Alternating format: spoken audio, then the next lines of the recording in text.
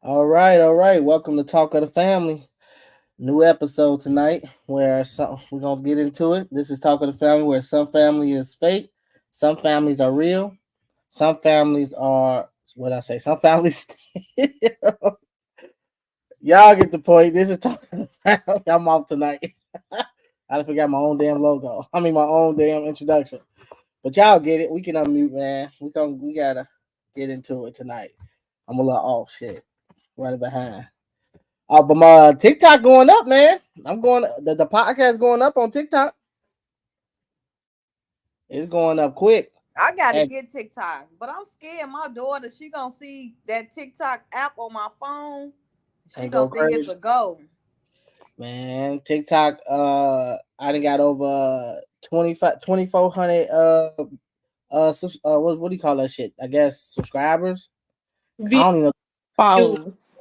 followers. I done got over 20 some hundred followers.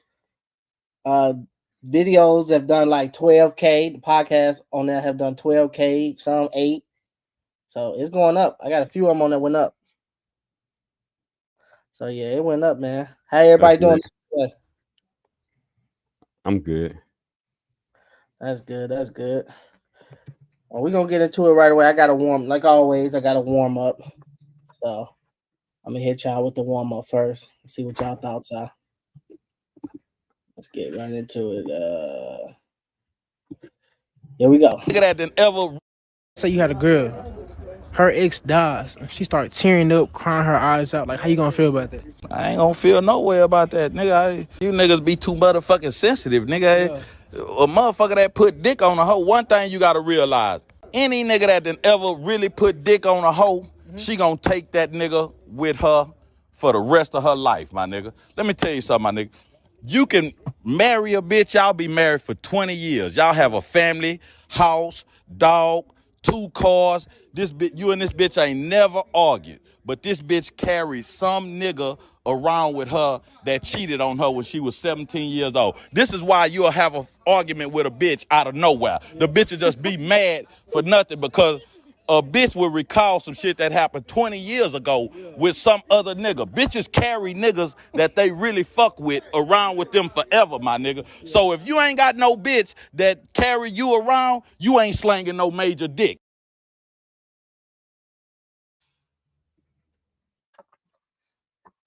What's y'all thoughts on that? Now that was a little interesting to me. That's some straight pimp. And the Down question south is, shit. are people lying about really being over their ex? We're gonna put some people on the street.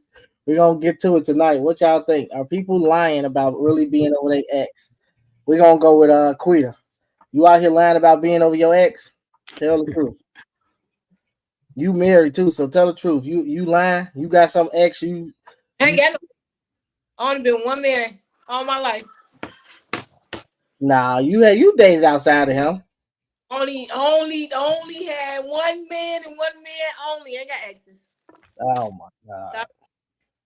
Try it Well, again. do you think people are lying about being over their ex? Hell yeah, niggas too.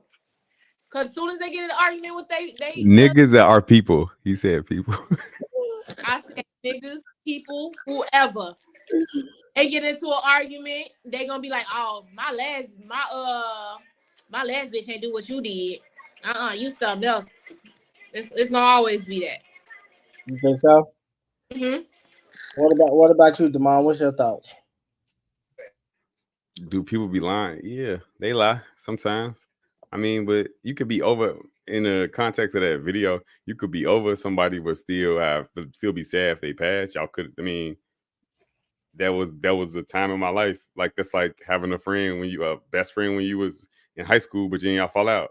If they die, you gonna still recall like all of the memories and the good times y'all had and be sad about them leaving. So it don't necessarily mean. I mean, how he was saying it, that's true too on some, but like in a more like PC way, I guess, because he was just kind of, I guess, being more vulgar. But yeah, like you can, if you really had a connection with somebody, you're gonna feel some type of way about them dying. And as long as you ain't doing a Jada Pinkett Smith and all that, we was gonna get married and all that, and my daughter wished for him for Christmas and all that shit like that, it's cool. You'd be sad.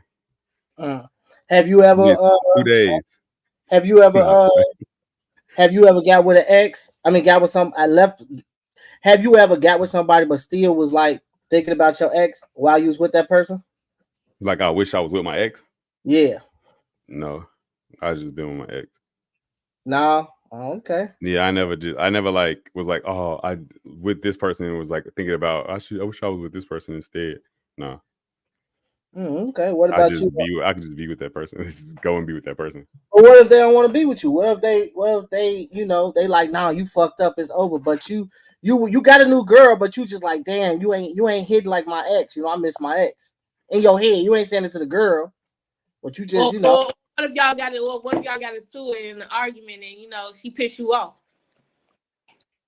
If she pissed me off, I'm definitely not thinking about her. But I'm definitely not thinking about if I'm mad at her, I'll fuck her. But I've been with a girl and fucked her and was thinking like, that prior situations were better, but like not necessarily like, oh, I wish I was with this person right now, or I wish I was with my ex right now, or anything like that. I haven't been in a situation where I was like, my ex, like a woman broke up with me and I was still like missing her. Oh, okay. What about you, Kenya? You ain't been missing one of your exes? I just want to know where this conversation come from because it ain't looking too good for you, bro. After yesterday, and then this, like, what do you own, sweetheart? I ain't on nothing. I'm just asking the question. I can't ask the question. Absolutely not.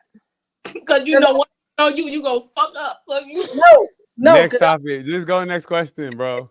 Just go next question, bro. Just go next question. Quita already hit you off with like, I only been one nigga tried again. Then this happened, bro. Just go to the next question. I'm just asking. What it's the universe giving you a sign, bro. That's what it is. We got to get to Reggie. Then we got Reggie. Have you missed one of your exes?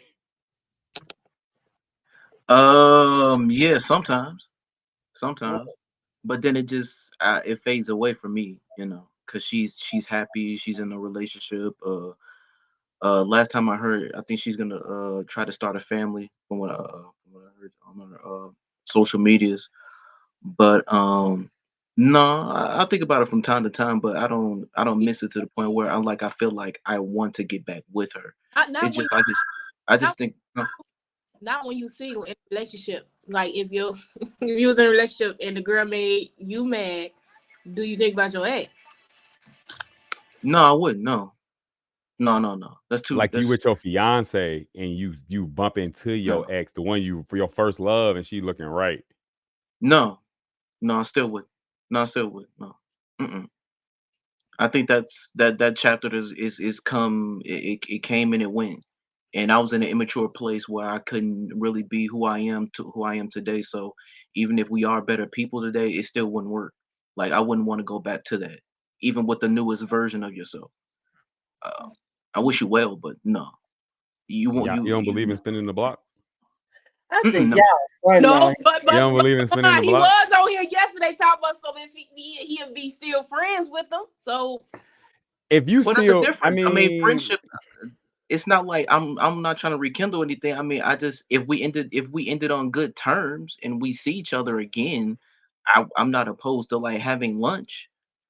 I'm not opposed. Oh, you trying to slide? You ain't trying to lock back in, but you trying to see what's in there. That's what I'm saying. I think there's nothing. I mean, Reggie, I see you. There's no. I mean, what I'm saying is there's nothing wrong with trying to have lunch with someone, even if. And I'm not talking about y'all was in love. I'm obviously talking about two people who were together, and they just weren't together anymore, and they just now they just casually catching up. To clean it up, bro. He definitely trying to clean it up. Man. Tell some not like we was in love, but like if we had lunch and like after lunch we hung out a little bit longer, and then like sometimes every once a month we had coffee, and then I wouldn't disrespect. I wouldn't disrespect the relationship and try to meet with somebody that we were both in love. I was casually talking about, because you missed what we was talking about yesterday. The women were saying like it was blasphemous for a man to want to have lunch with their exes. I'm saying there's clearly nothing wrong because I'm not trying to rekindle anything. I'm not trying to seek out what we used to have, hey, I miss you, anything like that, is just like catching up. So I just Is think it? like I agree with you. I don't think it's I think blasphemous it's either. different. It's a difference. I guess you gotta have more trust than what others may have, or some people just feel like you just shouldn't go that route. And I just think differently from other people. I feel like I trust you enough to the point where you can meet someone that's of the opposite sex, whether it's your ex or anybody like that, and have friendships. And me You can being have friendship after y'all had sex and was in a relationship. What you mean? Had sex? Like you was what sex? Like you put your penis in her vagina and y'all go back and forth intercourse. What you mean? What I mean by sex?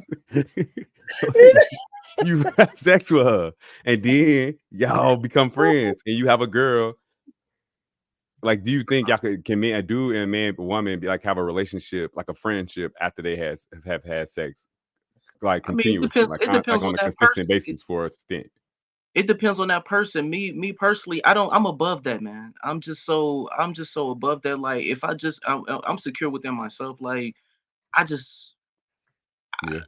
if you want to be friends with the guy, cool. I mean, but as long as you don't overstep the boundaries, then that's cool. Other than that, I have no issue with it. I have no issue. I know it's like I'm interrogating you, but I got one more question. No, it's not. It's not So, interrogating. do you think? Let me ask you this. So, do you tell the woman you with that you finna go on this date with this woman that you have previously had a relationship and sex with? Yes. All right. Yes, without any doubts. No any doubts. Do you tell her that do you tell her what the situation was before, or do you just say I'm going on lunch with her? I'm going to coffee. I with would a tell friend? her before then, and if I was to ever see her again in any capacity, if we was to just casually like meet each other, like on the street or somewhere, you know, in a place or something like that, and they want to catch up, then yeah, but I'll let my spouse know before then. Then But you she'll know who know she when is. you get back home, you gonna get done like Norbert did when Rasputia punched his ass out that motherfucking window. Hey, dog. To each his own. Hey, No, I agree with you. I'm on think board with all that. But I do think though, if you, I mean, it's kind of crazy to be like going on, like you locked in with somebody, and then you like, oh, I'm gonna go to lunch with this girl I used to be locked in with. See how she's doing. I'm gonna be honest. I look at Kenya.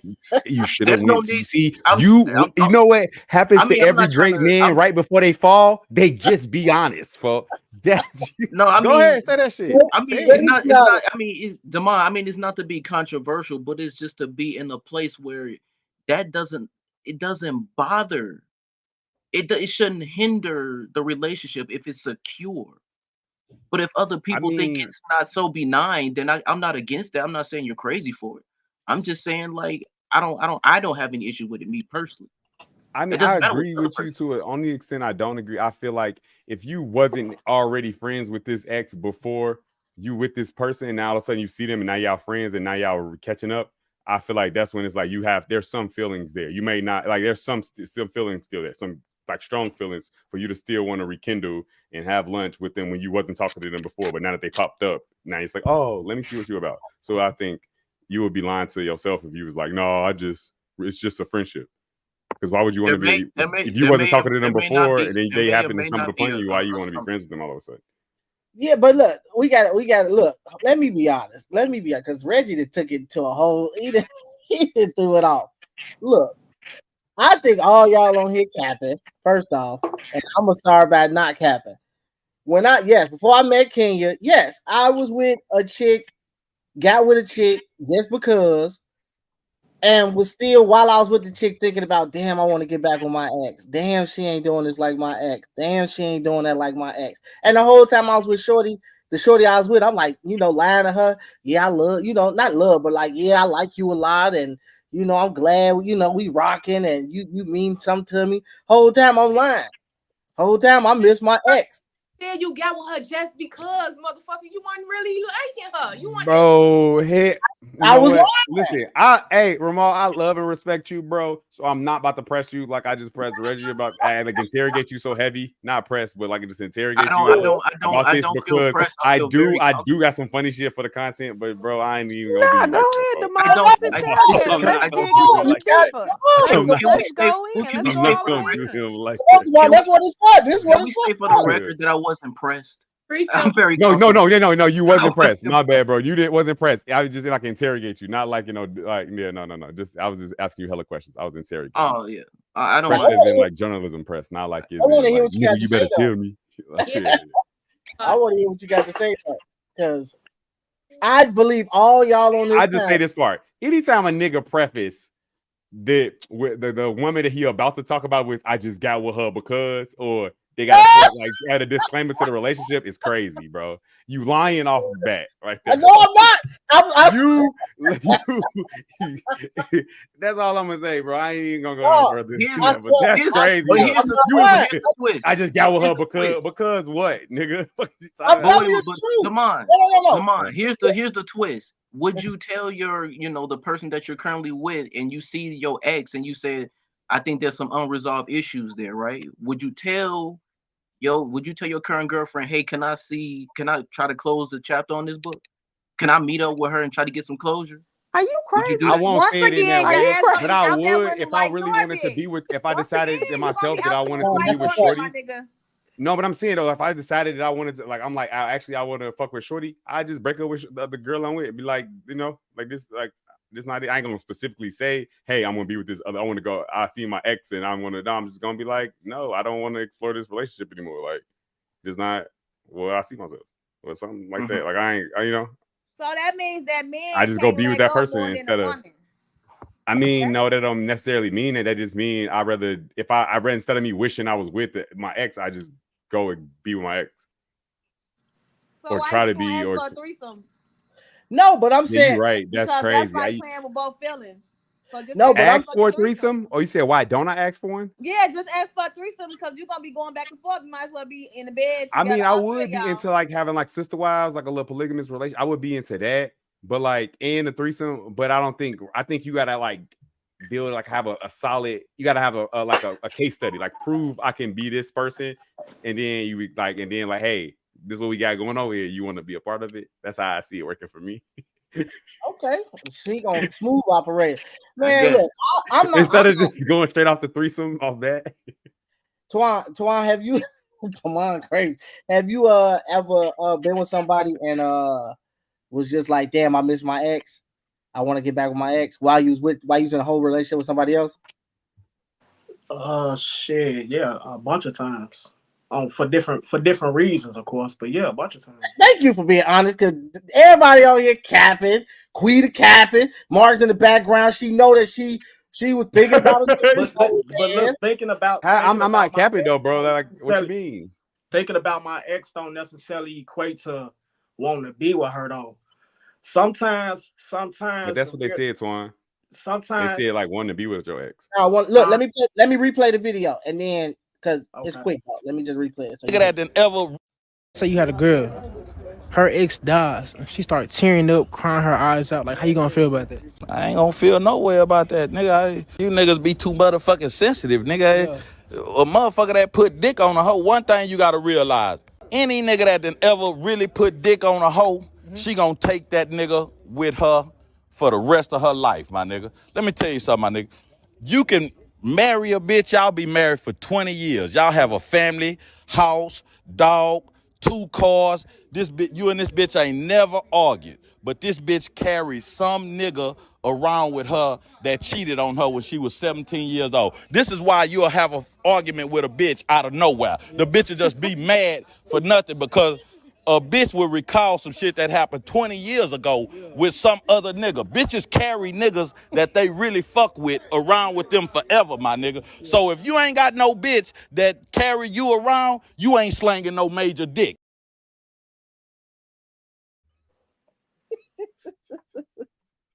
Okay, so what was the initial question? So the question is, are people lying about really being over their ex? Are people, because I this is a normal question. There are a lot of people in relationships right now, not saying on this panel, but in relationships who literally still yarn for their ex, even though they in a full blown relationship, telling the girl they love them, telling they want, they happy they together. Yeah, no doubt. On that level, yes, I have done that plenty of times, and for me, it was honestly like every situation wasn't the same, but this how fucked up, man, a nigga be when they be so confident and cocky, because it's like a woman can been gone. She could have went ahead and got on with her life, new man, new everything. But here I got a girl. Here I am with a woman, and here I am thinking about, damn, I could have did whatever with her, and it was the selfishness in me that made me feel like that I could still go penetrate that woman's life and get my shit, get in or whatever, fuck with on whatever type of level, even though I was in a relationship. So yeah, that shit come from for me, I ain't gonna say for niggas. For me, that shit came from arrogance and thinking that, I was right in my cockiness, and I was bogus all the way around. Is there some? Let me ask the females. Is there a dude right now that want to get with y'all? With y'all ex? Look at them all. That's not gonna. Is there somebody right now want to get with y'all that y'all know that'll come back like knocking at the door? Come on, yeah. You talking about all of them? I think it's always some unresolved shit. It's just it's always an unresolved thought. It's just how deep do you go into that thought to it turn into a desire, or you know what I'm saying? I think it's always some type of unresolved thought. Well, he also said if you ain't piping her down, then you ain't got it like that. So, Demar, you ain't got no ex on your heels? Huh? I heard what you said. My bad. You ain't out here piping right? You ain't got no ex still on your heels? Bro, we is adults, bro. We is not in high school, bro. At this age, bro, you got to do more than just fuck her good, bro. I'm saying. What else you got to do? Huh? What else you got to do? Have something about yourself other than getting fucked for her to be thinking about you. Okay. Because once you get another nigga fucking her good, that don't matter. It's like a dude. Once you get some more good coochie, it don't, like, you're not thinking about it no more. Man, I agree with you. So like, you pipe her down real good, she always gonna remember your ass. I mean, yeah, it's like the Hall of Fame, but it ain't on your line. I felt like it's like trophies. Like, oh, that was a good ass player. But if a nigga got her mind, then and he fucking her good, bro, it's you. Yeah, it's the man. Yeah, you're right. Okay. All right, then. Well, we're gonna leave that there. I don't think Kaya liked that one. The funny part, we cool when this podcast go off. We gonna go about our daily lives. You gonna be fucked up. You just trying my patience. That's all I'm trying to be. Don't be patient, Queen. You really don't be patient, Queen. You deserve a break from being patient. You gotta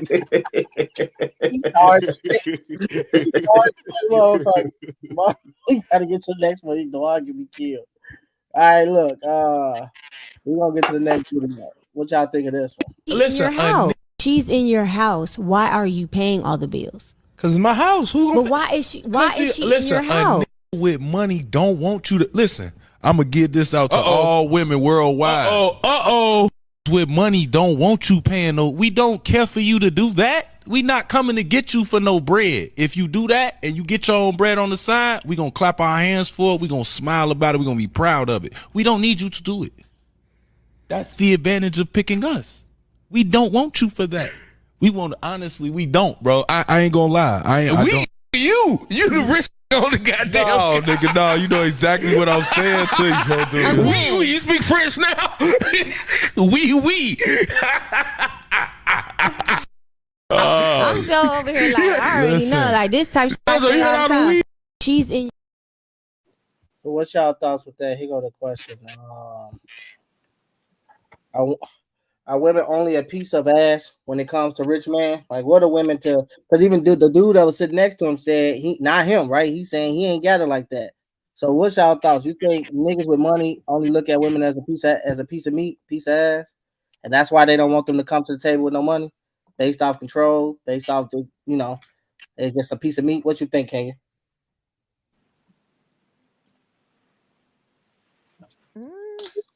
I don't think they look at me just like a piece of ass, but I mean, I don't know. Come back to me.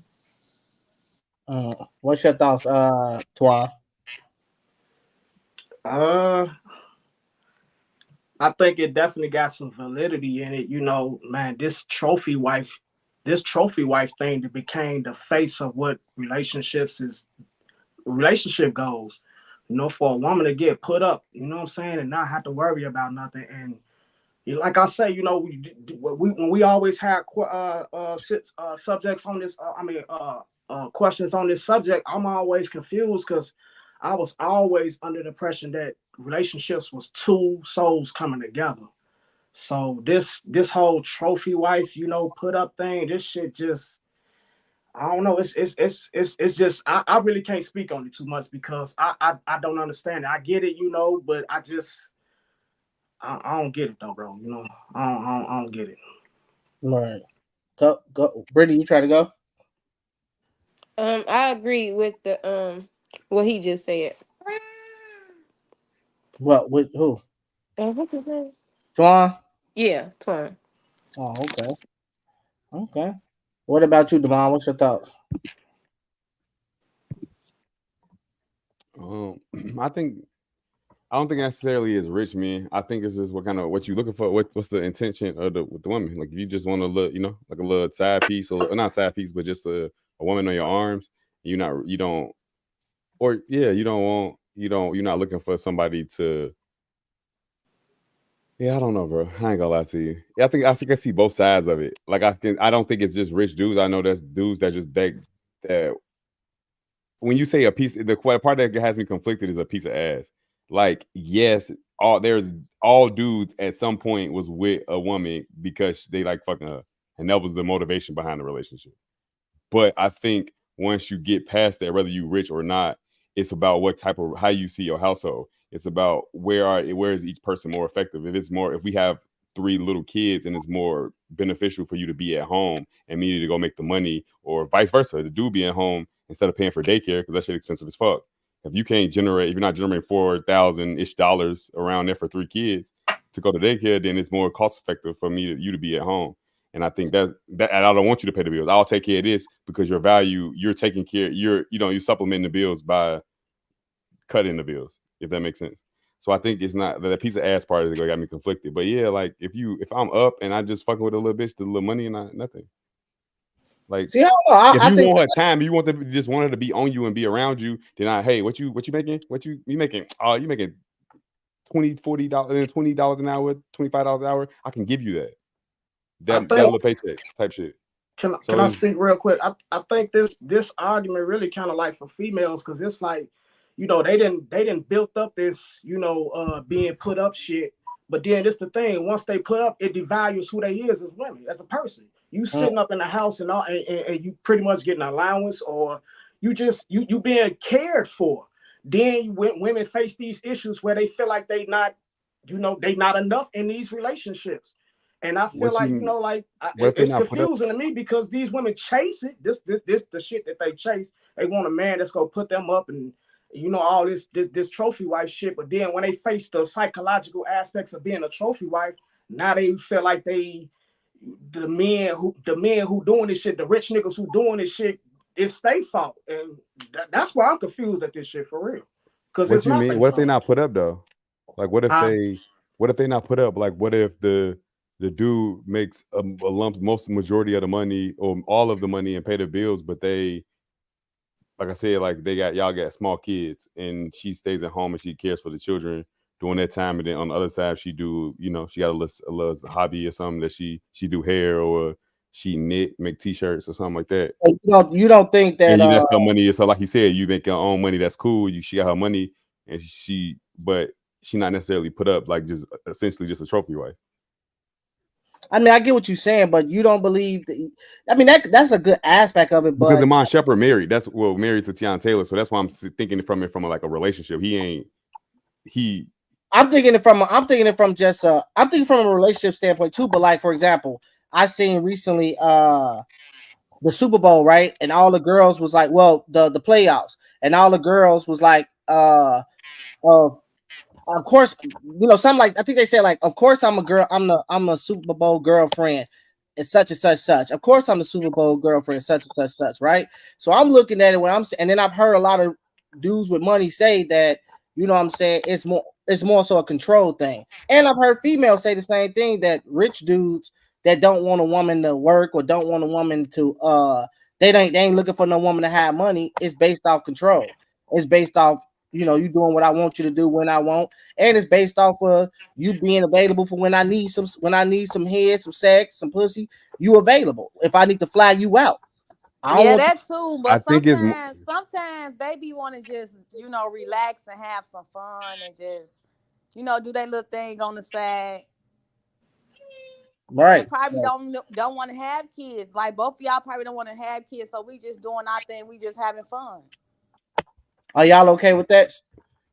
As women, a rich dude or a guy with money saying we don't want you to bring nothing to the table? Hell yeah, I'll be okay with that.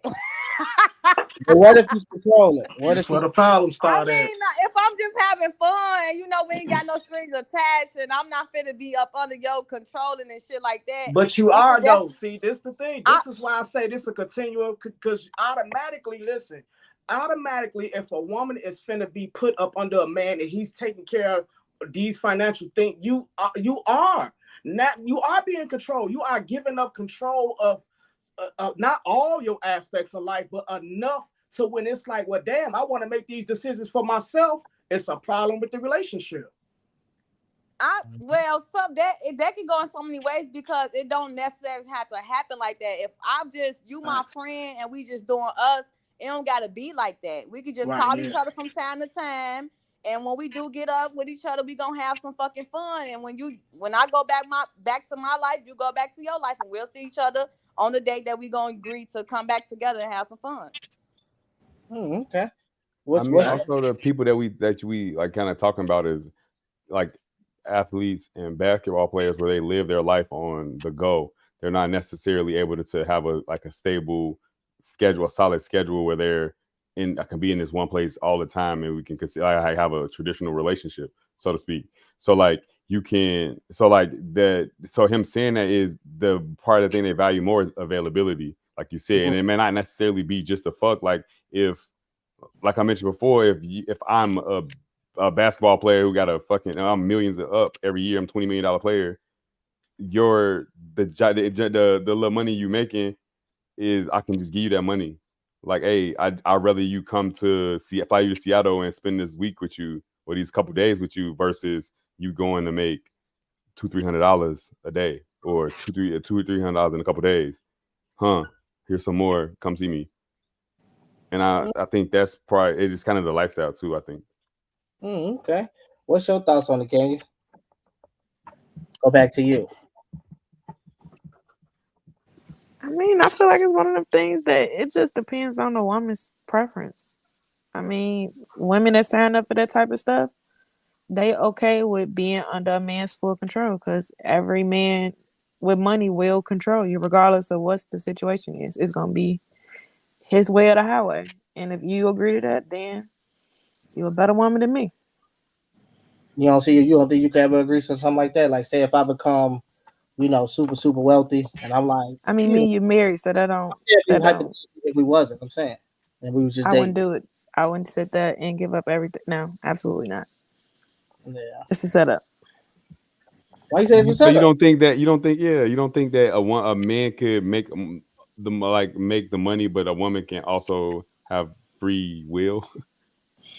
No, not from what you see, and from sugar babies, how they talk, and from even people that's married to successful, wealthy people. It's always, I have to do whatever he say in order to receive the benefits, because they look at it as you're receiving these benefits.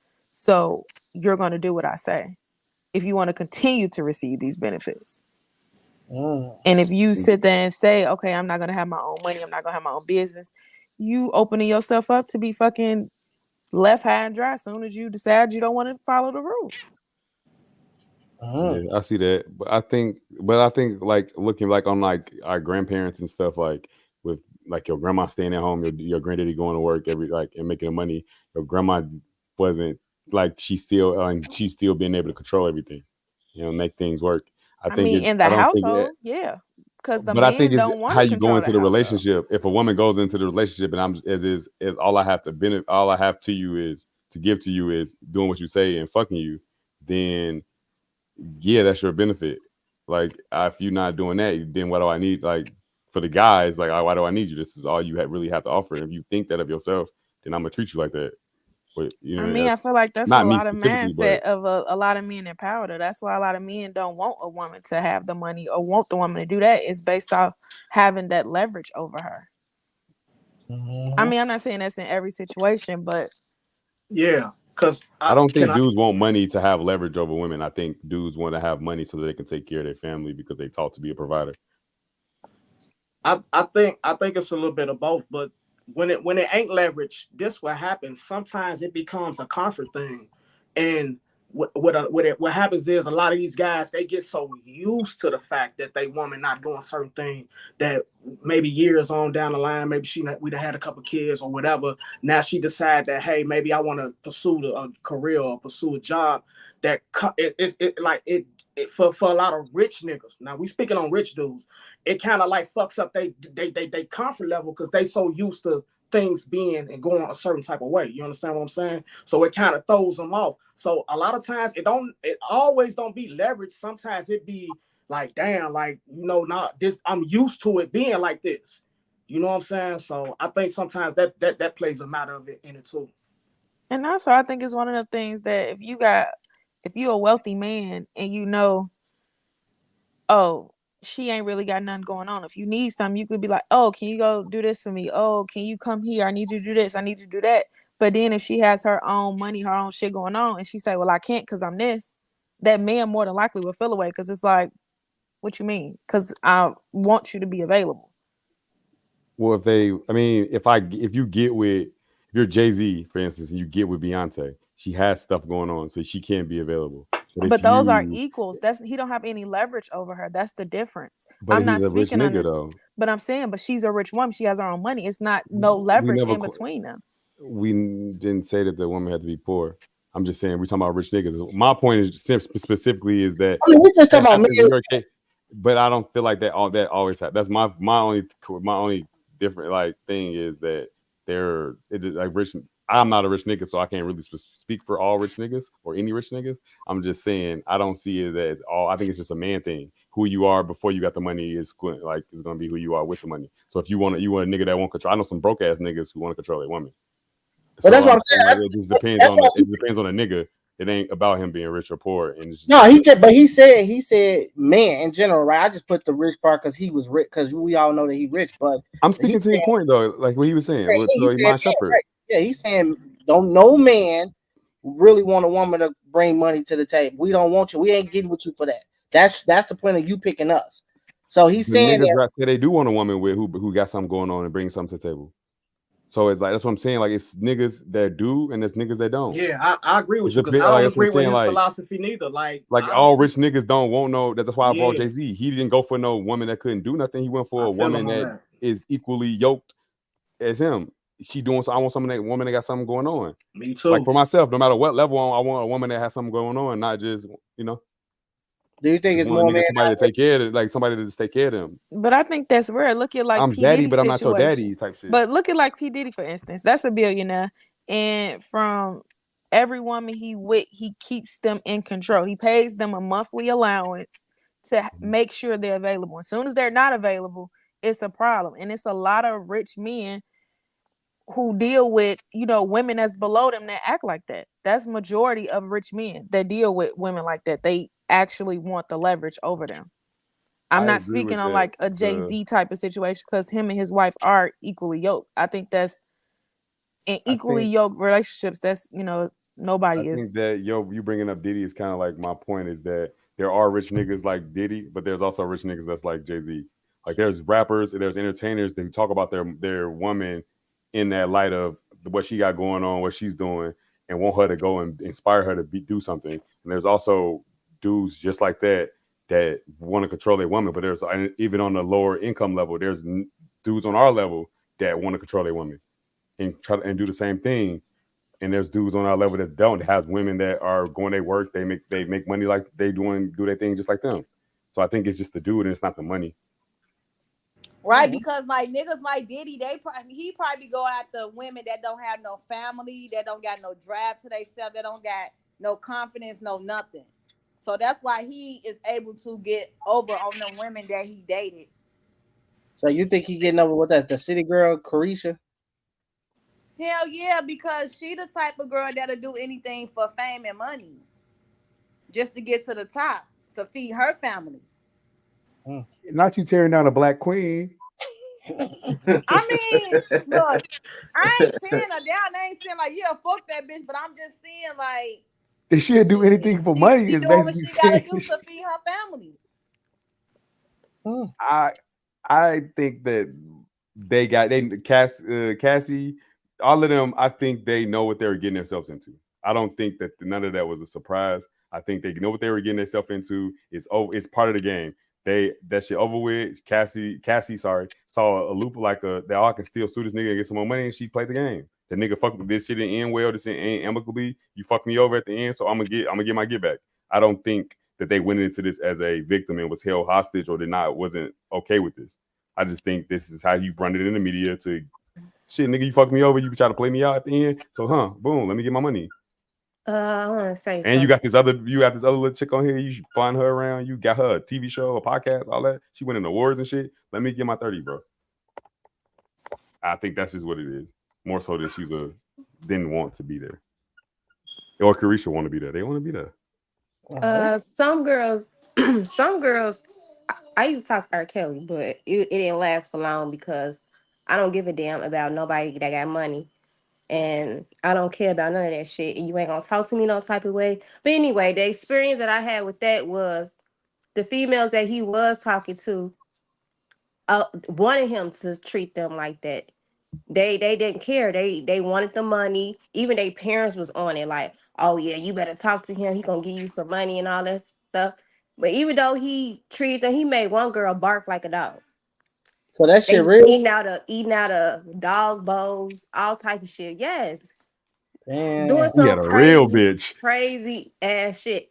And he respected me because I wasn't on that. I don't give a damn that your ass got money. You ain't finna have me eating at no damn dog bowl.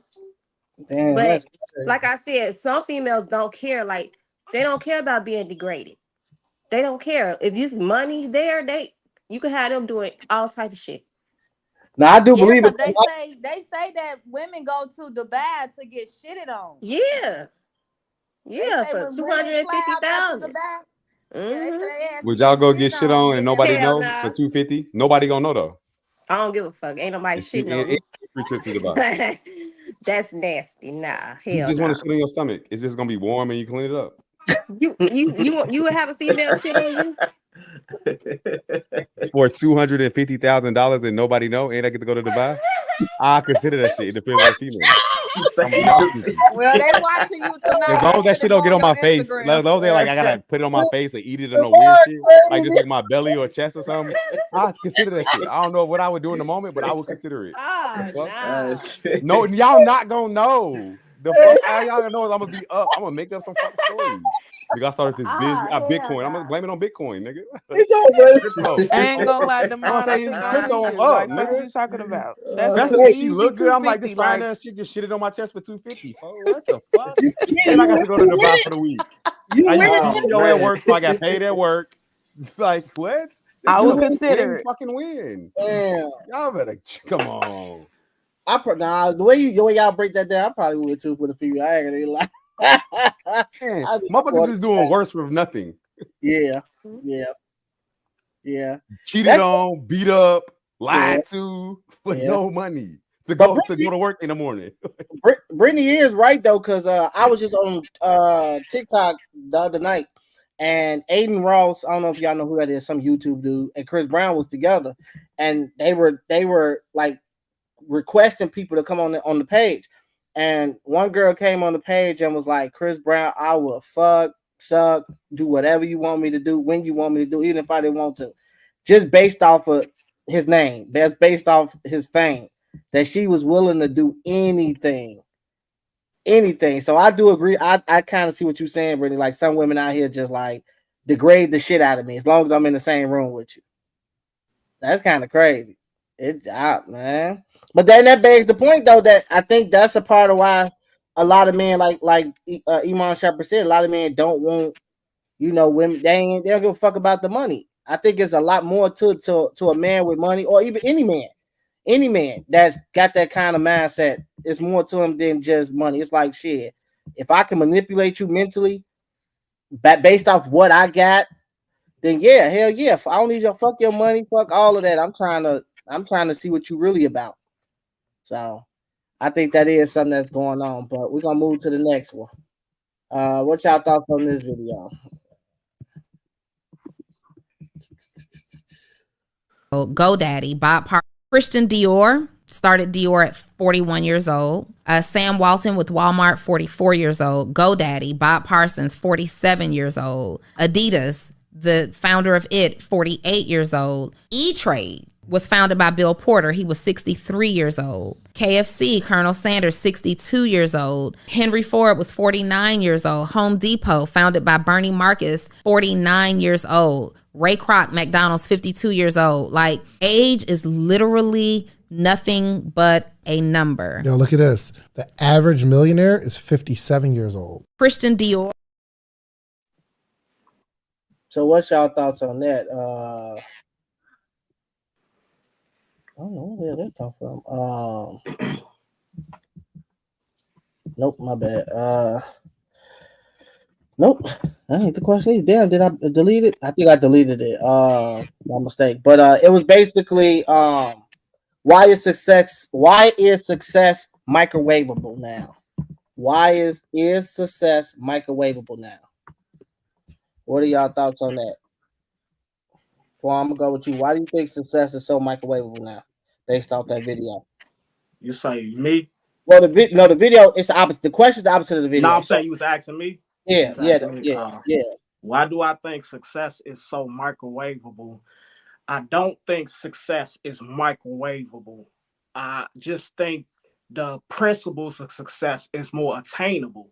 So a lot of people are finding ways to gravitate towards principles of success. A lot of people starting to realize that, to become rich, it's a certain recipe, and if you follow this recipe, you can put yourself on a path to success. So I just think that just the information is just attainable. You still got to go through the process. Success ain't microwavable because you still gotta change and chase the success. It's hard work. You got to go through that shit. So that's why microwavable. But that's why she mentioned the age. See, she mentioned age and their accomplishment at the time that they business went off the ground, right? And each person she named, they were in their 40s or 50s. We living in when I say why is success so microwavable, because we living in a time where people don't want to put in that type of work that these people that she named put in, and they shit didn't take off until they was at a certain age, right? We looking at it like we want to put our career in the microwave for 15 minutes, 15 seconds, and we hope that we where they are, the people that she mentioned in the video.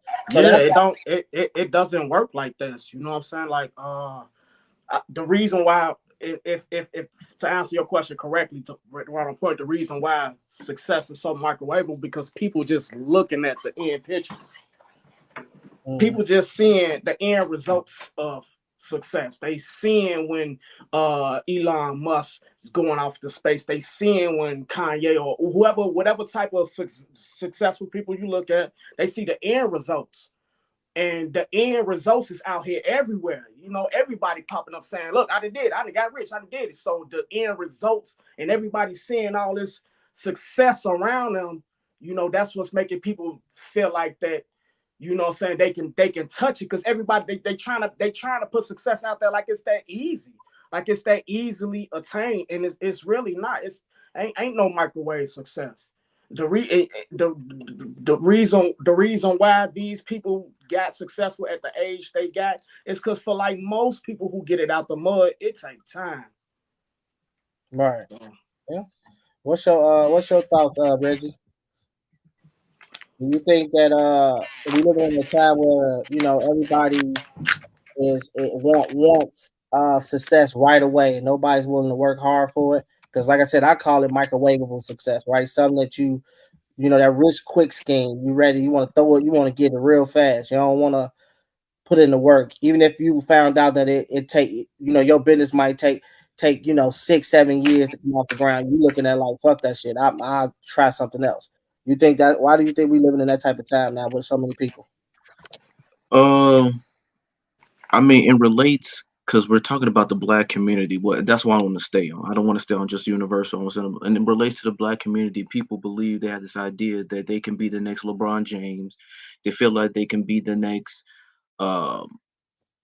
J. Cole. They feel like they can be the next Patrick Mahomes.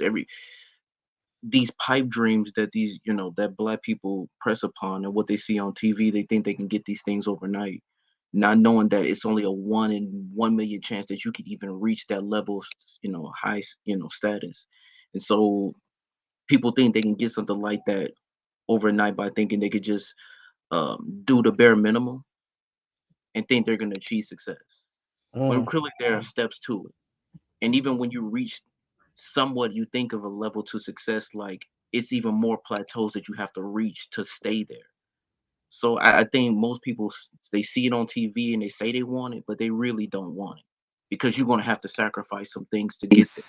And being something of an overnight success, that's just not happening for any of us in the Black community. So you got to find other avenues that's realistic for you and your potential alone to see what's going to get you to be successful, because those things are only 1 in a 1 million shots.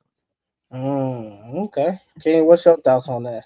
Because I know you talked about it last one of the pounds when Jerome was on here, and his whole mindset was, he throwing, the t-shirt business or, whatever business he started, and he was just in the mindset of like, I'm gonna get this going happen right away. What are your thoughts on that? But he was trying to put other people down too. You got the wrong question up. Oh no! No! I didn't take it down. My bad. But go ahead. I'm sorry. I mean, I feel like everything that's worth having gonna take time, especially being a millionaire. And I feel like when you say microwavable, what was the question again? Why is success so microwave? When I mean by the concept I'm saying microwavable is because everything today seems microwavable. Like we want it quick, we want it fast, right? We want to throw it. So even with success, everybody wants success, but everybody want it quick. You want that 15-minute, throw it in the microwave, get it done, warm it up real fast type of success. That mentality, that mindset. So that's why I call it microwavable, because it's like you hear so many people with the quick scheme. Let me get this money, quick money. Let me do this. This is how I'm gonna get. Nobody wants to put in the work. So that's why I was asking you, like, why do you think so many people just got this microwavable mindset, this behavior where it's just like, I don't want to work for it. I don't want to put 2-3 years in. Because I feel like as of now, it is that way. We got to sit there thinking about, we is in the age of social media, and all you need is one good video and you could go viral and you could make a lot of money. If we talking about on that aspect, if we talking about social media, like you can go viral on TikTok and next thing you know, you got endorsements and you get paid per video. So I feel like in that aspect it is, but the thing about it is microwavable, but if you want to have longevity, you actually will have to put in work. Like it's easy to get, but it's harder to keep. That makes sense. Okay, I see what you're saying. But in relations to the Black community, people think that they're just gonna get out of it by rapping. I think that's a stereotype. I don't feel like it's a lot of people out here that want to rap. I think that's a stereotype. Niggas believe a stereotype about niggas, bro. That's not true. Most Black people don't want to be rappers, bro. The question is related to us as Black people. We're not talking about other races. So if we're Black people, I didn't relate that to Black people. You took it to I Black said most Black people. What is this platform about? This black I woman mean, got even But it don't us matter if being you black, just literally said most black people want to be rappers. I don't think Most, that's a true that's not statement. true. I'm gonna have to disagree with that, Some Junior. do. Some want to be athletes. Some want to wanna be pediatricians. Some want to be Yes. firemen. Yeah, Like, what do I you can't mean? go with you on Yes. that one. I But can't those stick are beside Yeah. you but on that those one. are microwavable. If you want to be a doctor, if you want to be a lawyer, or something. Of course, we all know None of that's them are a process in microwavable. itself.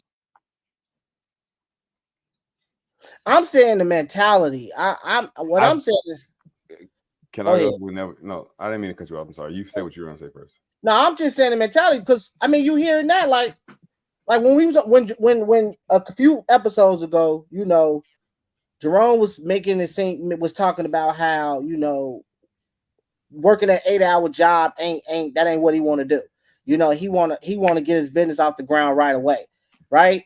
But in the video that I posted, that I showed y'all, she's stating this person that didn't get off the ground until they were 47. This person didn't get their business off the ground until they were 50 something, meaning that they have been putting in work for years, sometimes 10 years, you know, for maybe a decade, right? To get it where they needed, where they wanted it to be, right? We're living in a time where that to people today, that's too long.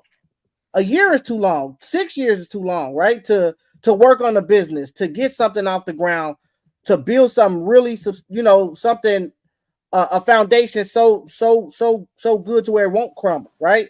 That's today we like hell no, ain't nobody trying to do that shit. That's too much. That take up too much time. We need something. But in the video, those people were trying to create brands. I feel like trying to create a brand and just trying to be successful. I think those two Ain't that different what things. we're trying to do now? Brands are considered now being you are successful with your brand. But it's not a lot of people out here trying to create a brand. A lot of people just want, you know, to be famous right here and just have money right now. Those people were actually people that was working towards building a brand. You don't have a lot of people out here that's trying to build a brand. Why not? Because of the hard work. So nobody wants. What brand would people really create that's worth having? What brand have y'all saw that? I remember. I want to speak on this like maybe left curve. I remember there was a statement we used to hear when I was in the streets that everybody wasn't meant to be a gangster, and this kind of remind me of this because this what I believe, and it's just my opinion. I believe we was tricked by the American dream. The American dream told us that hey, anybody can get out here and be whatever you want to be. And I'm talking about us. I'm talking about black people. I'm not talking about America. I'm talking about us. Right. You know, we for you know throughout the 50, 60, 70, we was holding on to that idea. But I think, you know, once we realized that idea, that the idea of the American dream wasn't gonna happen, we definitely started gravitating to what can get us there quicker. What can get us to the American dream quicker. What can get us there? And you know, that's when you had a lot of the young black youth either gravitating to a sports, rap, or the streets, because that was the quickest way to get to the American dream. You understand what I'm saying? But the truth of the matter is, it's a lie. I'm not saying that can't nobody, one person, be whatever they want to be, because you can. But to say that everybody can be whatever they want to be, that part. That's where this conundrum, that's where it fucks up at, because everybody can't be what they want to be. And especially us black people, man, in America. So that's why this microwave success so fucked up, because it's like, man, everybody, I can be a millionaire, but I don't think the real world is really designed like that, for real. So Makes sense. What you got to say, Demar? Shit, y'all done said so much that I wanted to. Just say we in our 30s. So what's your mentality? Or do you have I'm gonna ask you this: do you have a Michael? Do you have this want to get rich right now? You know, or what? I'm gonna say use your talent like you DJ, right? Do you have the mindset where I don't want to put in the work and really learn my craft, or you looking at like, you know what, if I could do this and this DJ and get me to, you know, in the rooms that will get me the you know, the bag, the money, then that's really what I'm doing it for. Really putting in the work and making my, you know, better in my craft. Well, I like DJing because that shit's fucking fun as fuck, and that's why I do it. I thoroughly enjoy it. So whether I get richer on it or not, it doesn't matter to me. It's like as long as I can do this and continue to do this and do this as much as I can really do it, and people pay me for this. Oh, y'all are gonna give me money for this shit? Oh, perfect. I think that's what but to answer your that's my mentality on how I view DJing. I know I can get paid for it and I will get paid for it on a business side, but like I don't do it because I think that I'm not doing it because I think it's gonna get me rich. Okay. I'm doing it because this like one of my favorite things to do in the world. But to answer the question about like the micro, like I think so. I know Reggie said something about like we were like talking about like being a rapper and then like being a doctor. I think it's like none of it's microwavable at all. Like you can like I think being a doctor or going to school and being like and taking up a profession is in more of a way microwavable than actually being a rapper or a basketball player. There's a clear blueprint of what it takes for you to be a fucking doctor.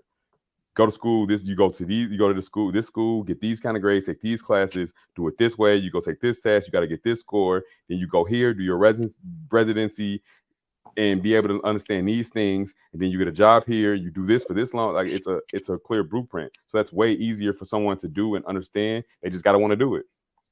Just like if they were a rapper, they would just have to want to do it. There's no clear blueprint of, hey, if you go do these things and this and this. No, you just got to do that shit.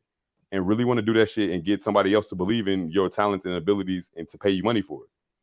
So I think that it would be harder to do that because, I mean, if you live in a city of, let's say 1 million people and they only have 100 doctor jobs available, what is that? Like a 1 in a million chance, right? Or 10 in a million chance of getting this job, which is, if you multiply that by a city like Chicago or, it's still a low, it's not the same, of course, but it's a low chance of you actually being able to do this thing that you want to do unless you really give a fuck about it and really want to do it.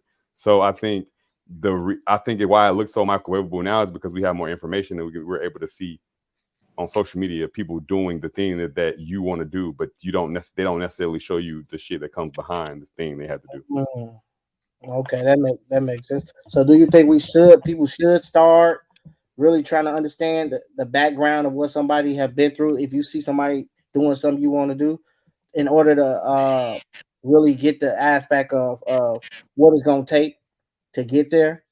Or if you want to do it, I think you should see what they go with. If you want to be a drug dealer, you should know you should see what the fuck come with it and be okay with whatever the risks are that is entailed in this. You got to be able to be okay with that. Any of them. Because when you go that way, any of these things can happen. So you have to be able to accept that with yourself. And I think that's with anything. If you want to be a designer, if you want to be you want to go to be anything. Fireman, you got to know you can go and then die. Like there's a risk with it, and you got to just be okay with it. And I think the people that are okay with that risk most of the time make it. Sometimes there's exceptions, of course, to all of these rules, and people just get it because they want the money and they know somebody or whatever. They're able to quickly do it, but for the most part, it just looks that way because that's what is shown on social media, and that's what most of us live off of. I'm gonna take a different approach. I think that we should understand, like what bro said. You should know what comes with whatever you are getting into, and you should understand that it might take time to build something. But let's not act like this instant success ain't real. I think today that you should have these ingredients, but you should have a heightened awareness that if you do something special in a moment that you could take off. We need to be aware of this. Instant success ain't real, but it is there. It happens to a lot of people. So I think, like people shouldn't be going out for instant success or the microwave success, but still have an awareness that this type of shit happens. And that way, when you doing you putting in your work, and you like what you doing right here with this show, when you putting in your work, maybe that one week that you did it, it might do take off, but that ain't what you looking for though. You it's about the grind. So I think people be aware of this shit. Be aware that instant success can happen to any one of y'all at any given time, and y'all can become a millionaire. But don't let that deter y'all. That's possible, but I think that's kind of even with what that's like saying like remember Nuvo? Everybody, we loved Nuvo for a little bit, and then it went away. But then there's also fucking Hypnotic, where motherfuckers still have Hypnotic at the bar and they order. I haven't seen a bottle of Nuvo in like 10 years.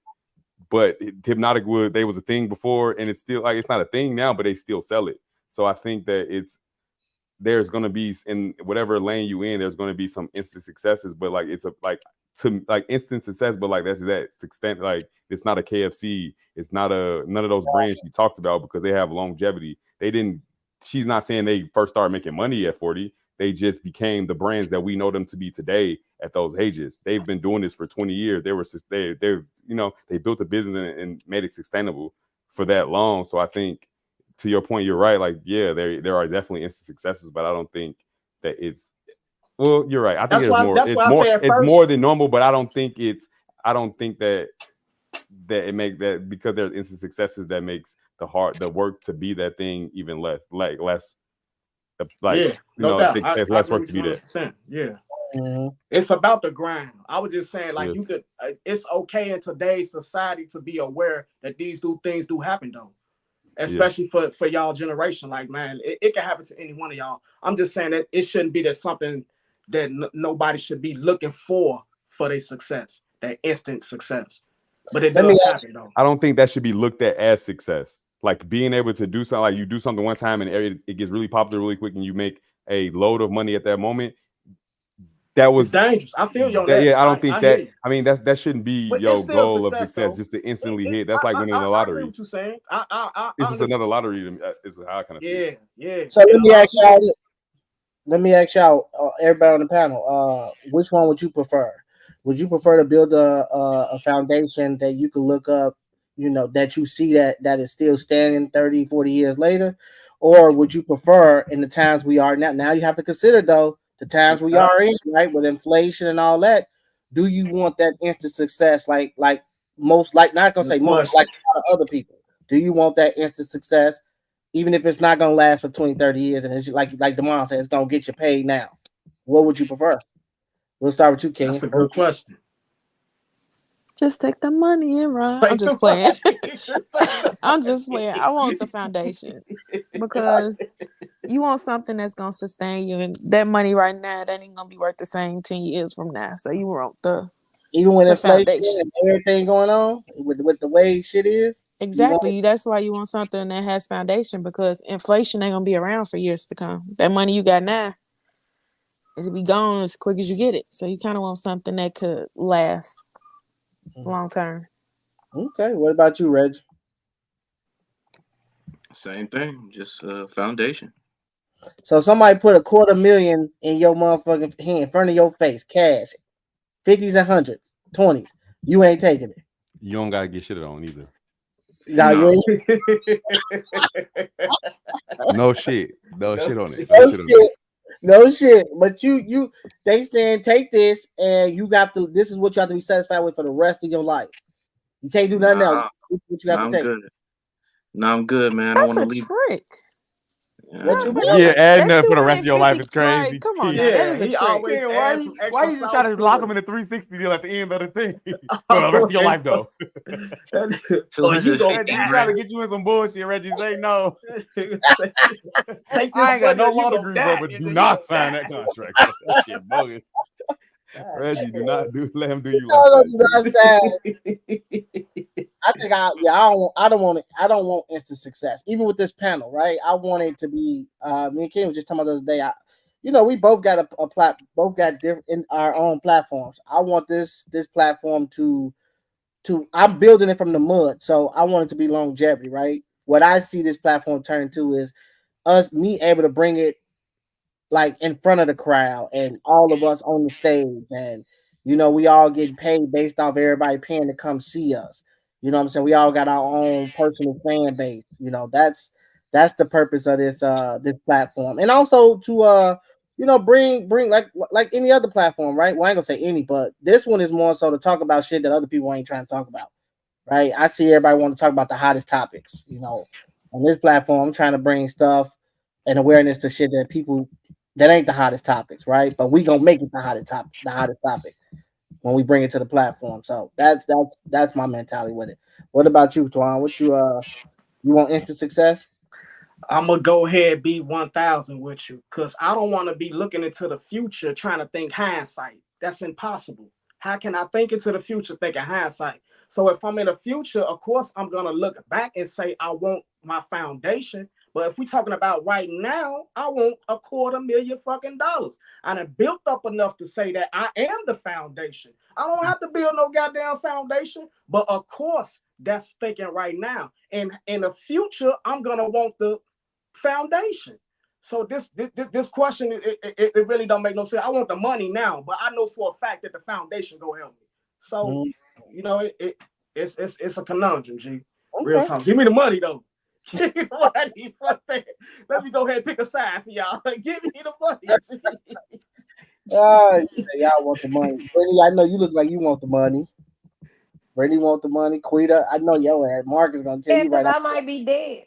So you know, life ain't promised to buy. Hell no. Quita want the money. Tiffany, I know your ass want the money. You like fuck the foundation.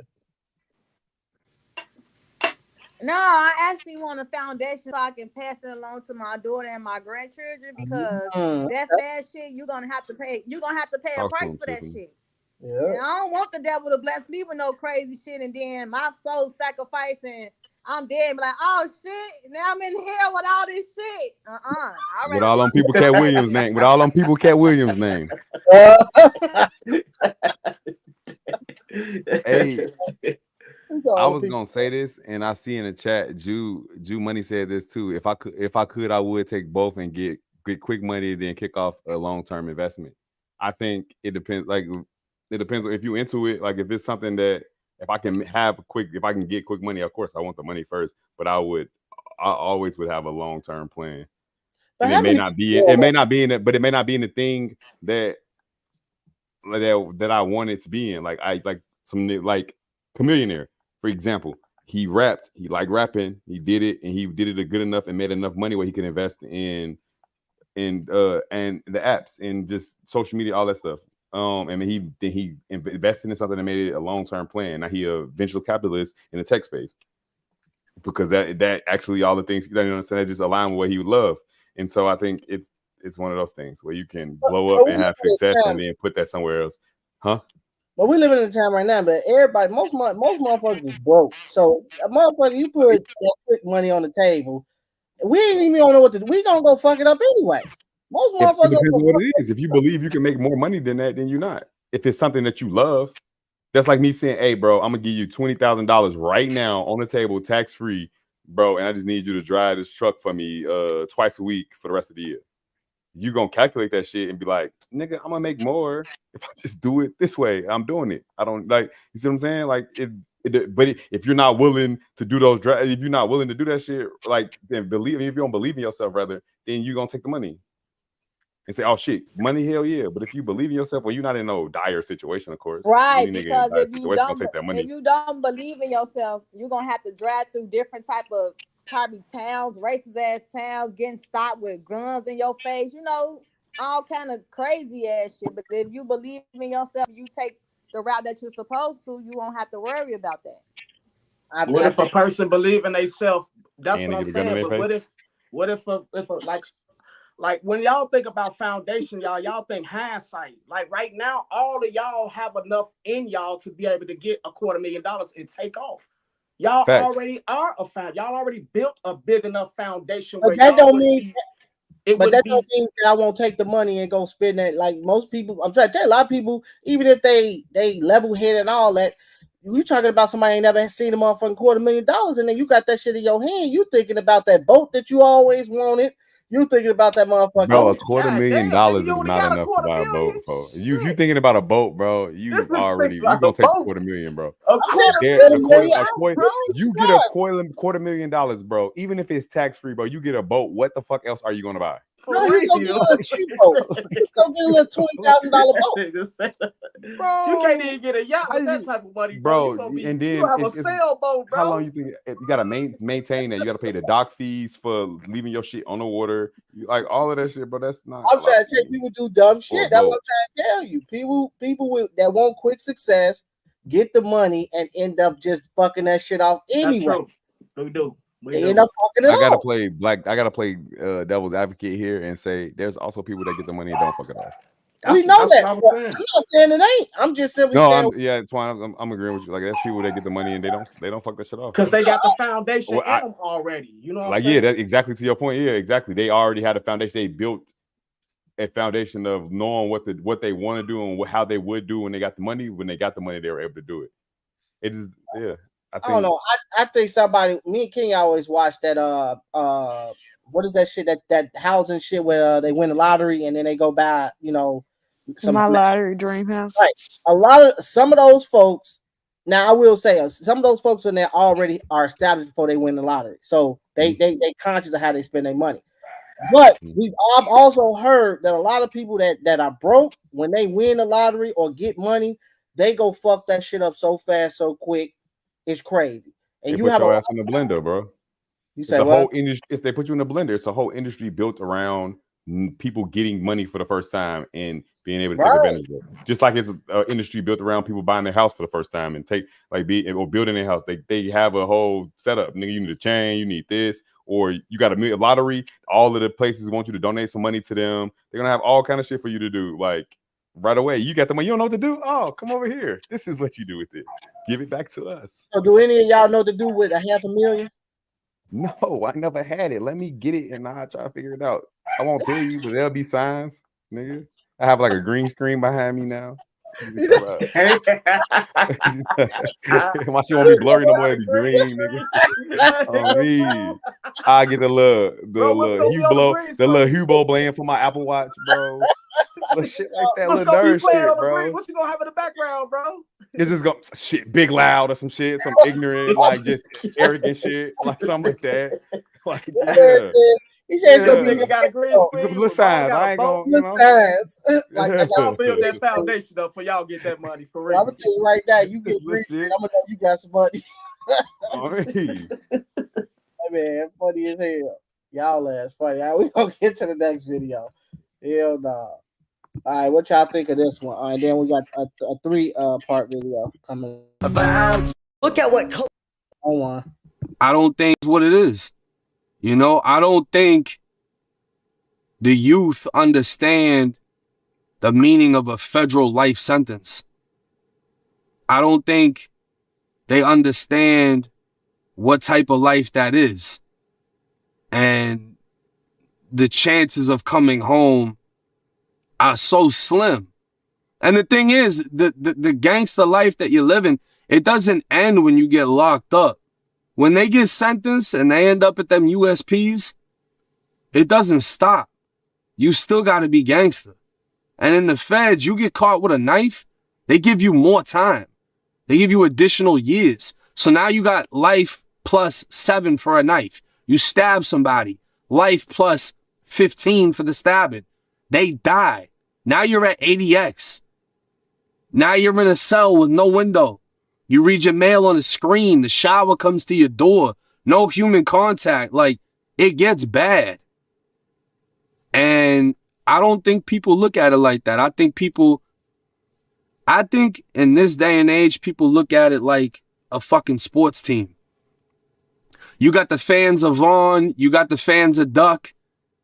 People are talking about the score, and we're talking about dead people. How many have been killed on this side? How many have been killed on that side? It's a game to a lot of people. This right here, this case, is the end of a chapter in what is drill. The feud between two of Chicago's biggest rappers is over. Dirk and Vaughn, and they're both gone. 2 major losses on both sides, and a huge loss for the culture itself. Yeah, I couldn't even imagine being a 24-year-old. We're gonna end it there. So what's y'all thoughts on that? Here go the question. Do the youth? I put the youth because he mentioned it, but do people in general fear jail? But mainly the youth, because that is what me and King was talking about that too, about the youth out here wilding, right? I know King mentioned a story to me the other day about one of her family members, and the youth was rolling up on her and she was on her way to work, right? And they were trying to, she don't know if they were trying to carjack her or what, but that's the type of time they was on, right? Or Kenya Daddy, right? He live on the low end, and one morning, you know, before he, a little bit after he left to go to work, you know, the youth was walking down the street with guns and breaking everybody car windows on the block, right? Breaking in it. So, you know, do the youth fear jail?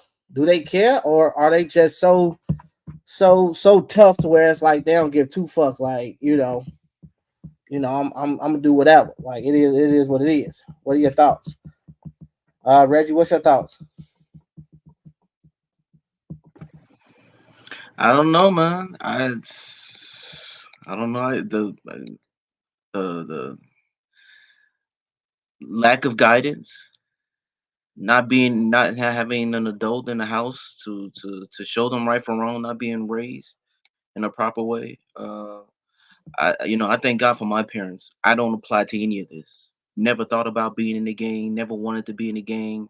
I knew of people who are in gangs, currently still in gangs, or who wanted to be in the gang so badly that they would do anything, just to be a part of a group, a clique, or whatever you want to call it. That didn't apply to me and my brother. We never even wanted the lifestyle, never thought about it. We was grounded from that. We had friends who wanted the same thing we wanted. We wanted just to be kids, just to go and enjoy our lives. So, I mean, in this day and age with these kids, there's just uh lack of parents not being there to be, just like I said, to show them right from wrong, or they're just out of control, what the parents can't control them. And it's sad because you see it on TV and it's just like there's absolutely nothing you can do about it. So, when they finally get confined for what they did, like they feel like it doesn't apply to them because, they're smarter than most people that have been in there for some years. So I mean, I don't understand why, if that's the case. But yeah, I just think not being able to have that guidance, that's the reason why they're on the wrong path. Okay. Go ahead, Brittany. What you gonna say something, or I think I froze. But go ahead, Twan. Shit. Why don't the youth fear jail? Let me say this. Do you mind if I tell a story that you once told us? You told when we were shorties about your situation. One time you being incarcerated. Do you mind? Go ahead. Yeah. I remember you telling me, one time when that time happened in your life, how when you got up in there, I don't know if you remember, you told us when we were kids, how somebody you didn't know approached you and just basically was trying to walked into your cell or whatever, just randomly, and was trying to stab you or kill you for no reason. Mm-hmm. Right? So, with stuff like that, even with the dude on the video saying motherfucker, the judge say life, right? Or the fact that might happen, like none of that shit, or shit that Boosie just said that been happening, like motherfuckers in there, raping motherfuckers. Like this shit don't scare motherfuckers to be like, I'm straight on that, right? Because I know with me, right, I'm type motherfucker. I snitch. I don't want to go to jail for nobody. That's why I don't do crime, none of that shit, and I'll snitch on your ass. If the police come ask me what you did, if you did it, I'm gonna tell them shit. Yeah, you did the shit. Look, that's just me because I don't fear, but I don't want to go to jail. That's just some shit I love my freedom. So I don't get it though.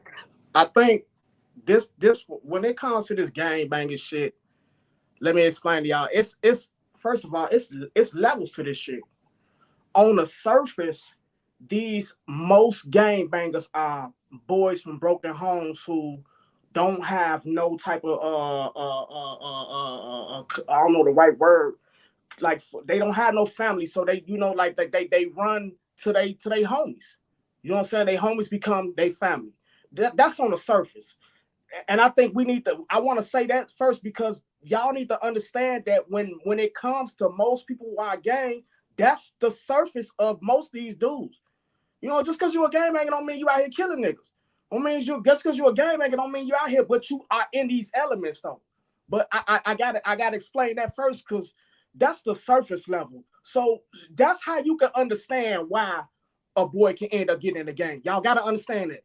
that y'all gotta understand when we come from these broken homes and we don't have nothing to run to, our homies going through it too. Our friends going through it too. So on a surface level, that's the attraction of it. But to the root of your question, why don't motherfuckers fear jail? It's because it's the truth. Niggas think this shit a game. Niggas think this shit a game, bro.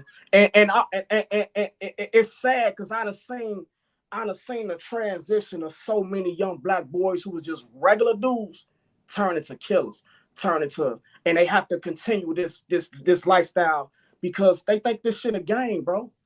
They don't take I am one of them, so I don't want to be too much finger pointing, making it seem like niggas don't take life serious, because it don't be that. But it is a game, bro. Motherfuckers out here counting lives, talk about lives like it's weed in a blunt, bro. Weed in a blunt, bro. That come back to me on this one, man. Let me, because this shit really bothers me for real. Come back to me on this. Go ahead. Go ahead, Kenny. Oh, who said they want to answer? I don't know. Go first and then I'll go. Yeah, go ahead. You gonna go, Kenya? No, you can go ahead. I'll go after you. Okay, I just feel like, okay, first off, I ain't trying to be all preachy and shit, but the devil was a music angel anyways. So he take advantage of the youth when they come from broken homes. They feel like don't nobody care about them, so they feel like they ain't got shit out here to fucking lose. So the devil take advantage of that and he put it in the music. So they like Twan said, they look for love from the homies, and they also get influenced by the music that they hear. So that's all I got to say. I mean, go ahead, Kenya. Before you say something, Kenya, sometimes with that, the fucking demons, they reincarnate in the kids. They have, I don't know if I'm saying this right, but they have like a past life, and you're in a birth of your child, and that devil reincarnate within your kid, and that type of shit. That's what I'm trying to say, but I can't say it how I want to say it. But the devil reincarnate inside of our kids. I think. Say, my fault. Go ahead, Kim. I'm sorry. My bad. I didn't mean to cut you off, but no, you good. I feel like when it comes to the youth, a lot of them come from poverty. They come from poverty, and in all poverty areas, it's a spike in violence. So if I'm living in a war zone, because a lot of these kids do be living in a war zone. I was from the low end, grew up in a war zone. So if this is the norm that I'm used to, and I'm literally fighting for my life every day, why would I be scared of jail? Like, how can I really be scared of jail when my day-to-day is hell? Like, I'm living in hell. So if I am constantly in this fight or flight mode, I'm constantly trying to survive. You mean to tell me jail's supposed to scare me when I can go outside and get killed right now? So how does that make someone scared that's living in those types of areas, that's been brought up that type of way? I'm not saying it's right, but I feel like a lot of youth, they don't have a lot of parents. Like, these parents are young, they live in their own life. They don't care about these kids. The community don't care about the kids. They fending for themselves. They're in survival mode. So it's low key, like, even though they might be in Chicago, they might be in Memphis, they might be in New Orleans, they living in these big cities, but they living like they in third world countries because they really is in living for survival, like fighting for their life. I can go outside today and I can see somebody that might kill me. So I'm constantly in this fucking hyperactive type of mode because it's either you or me. So how can you really use jail as a way to try to scare people when I could die right now? But that's only, let me fight you back on it a little bit. That's only due to you, in my opinion, you joining something, right? Because I mean, I grew up we moved every year in different neighborhoods in the hood, right? We're talking about in the early 2000s. We're talking about in 2023. These kids are young, and it ain't even got to be in a gang. You could be living in a certain area. Go to like be in a certain place, and you automatically gonna be assumed that you from that area. Okay. So it ain't. I think it's more is the kids being in the mix, playing like they're in the mix, like trying to act like what the music they listen to. Because I mean, it does happen when there's you know, kids that die like or become victims of something that they're not a part of. But a lot of times it is those like kids they're like they're playing or they're living up to what they think they're supposed to do. I heard Dirk say this. If this nigga say this, I do this, and not putting the blame on Dirk because it's reality. Like the music is like his reality is reflected in his music, so he not like making this shit up allegedly. And that's why I think it's more a lot of times the key. I think to your point though, Kenya, that I think it's more of them seeing this and they thinking this is what they supposed to be and not knowing that they do have other outlets and other ways to. I mean, like you said, if you're living in a war zone, majority of the people in the war zone are going to become warriors. And then there are going to be some that go and do something else. But for the most part, you're going to become most of them are going to become a warrior. But I think, and a lot of them don't, like you said, I think they are scared of jail.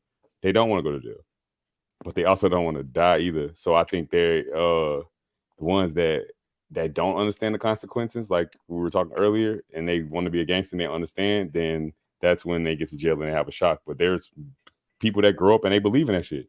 And they know exactly they Diddy was that, their brother, their cousin, everybody was that, and they see their life in that way, and they're fully okay with whatever the consequences are gonna be. I'm gonna die early, I'm gonna go to jail, whatever the fuck, and they okay with it. I don't know. I mean, I do believe that suicide mentality is relevant because I do see a lot of these young niggas like that. They definitely got this, you know, like this fear of death, what they think is fear of death. But to me, in my mind, it's a suicide mind. I ain't gonna lie to you. They don't fear death? Yeah, that they don't fear death. Yeah, okay. Right. That they don't fear death. But being a person who been around this shit, I think what happens is like, man, you know, a lot of these guys, they come into this, they jump off the porch, and when you jumping into the streets, the problem is you have such a high probability of losing your morals and your integrity. And this the issue, and you face to make decisions. You face to make decisions that's going to attack your integrity and your moral. And most niggas fail. And once they cross them lines that they know if that can conflict with their integrity or their morals, it's hard to come back. That's the problem, because a lot of these little niggas think that once they do something, it's over with. They are part of the life. They don't even realize that they can build themselves up off morals, and you know what I'm saying. But they lost, bro, and it's just unfortunate, man, for real. But do you have to join, even if you from the hood? Do you have to join the gang, right? Because again, I know Kenya says, that's what I'm saying. On the surface, it depends on your upbringing, bro. It depends on your situation. Y'all can't look at it like that, bro. If you from a certain neighborhood, don't you know by design you from that? You the gang that neighborhood in. It's gang banging ain't necessarily gang banging. Sometimes it's just who we are based off our neighborhoods. Come on, Ramal. We rode the bus after school every day, bro. You already know. You already know. Where you live at? You already know. No matter where you live at, I ain't got nothing to do with this, but. No. Don't hear me out. Don't get me wrong. I've been in incidents based off, like you said, Jamal, us riding the bus through those neighborhoods, right?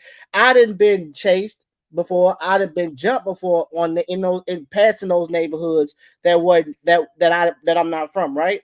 But still, the mentality that I had, I never wanted, even going through that or even being at that school, right? I sat at a table with niggas that was really in part of that shit and really was in that out there doing that shit, right? But I still, even sitting at the table with them at lunch, I still never had the mentality or had the fear to join them. I still stood my ground. I mean, I stood on my own. Not saying I was tough or anything like that, because I never walked around like I was a tough dude, but I just never had the mentality to walk around, to join them or to join any gang, or regardless of me getting jumped, to be like, you know what, I need to have some guys around me so this don't happen again. For me, it was just shit. I'm gonna be who I am. I ain't joining nothing. I ain't gonna be a part of shit. And yet I still made it out that neighborhood and avoided jail. So I'm simply saying, if I'm looking at it from my perspective, saying, damn, if I even going through all that and I still was able to avoid it and not jump into it, why can't nobody else do the same thing? I think it's a different foundation. You was raised in a home that told you how to act. It was consequences for certain behaviors. A lot of these I can't agree. No, he had every right to be me. I think I'm saying he just saw I'm a saying different he option had for his himself. brain He saw house. something different from himself. I think some kids like see and they think that's cool, and so they pursue that without knowing until they know, and then they're just okay with it. But I think it's just a situation. Sometimes you grow up and the situation is the situation, and Well, you kind of become a victim of that, not giving them a way out. But sometimes you too young to understand, like to have a more conscious, like, or a more maturity. the maturity to make the right That's it. decision, that you just make the decision that most people would do if you ask them. This person did this happen, killed my brother, and I was, you know what I'm saying, I noticed. So you feel rage, and I was taught this is how you're supposed to deal with that, and I did it. But I didn't necessarily want the rest of my life to be determined off of this, but yeah. But I'm saying it's a difference from how people was growing up in the 90s and the early 2000s. They were growing up with people that actually wasn't, even if they was in the streets, it was a certain type of street code that people kind of followed. Versus now, it's not any type of street code, and it's like everybody is a prisoner of war. Like somebody knows somebody that got killed, and now they got an anger to them. So it's like whatever this person do, I don't care who they is. They on the other side, and I'm gonna do everything to revenge this because I've been hurt. That wasn't like that back in the day. Nowadays, everybody is been touched. Yeah, I think that's true. I think more people, like, it was a lot of more like the older people were shelter the younger people from that a little bit more. As in, like, if you do this, here's the life. This is what it's gonna be. Like, there's nothing that, like, and a lot of people made that the choice.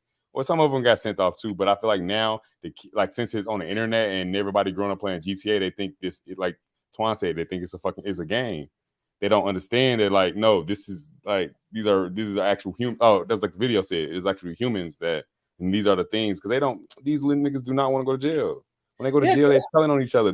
They don't want to do that. But it seems cool on the internet.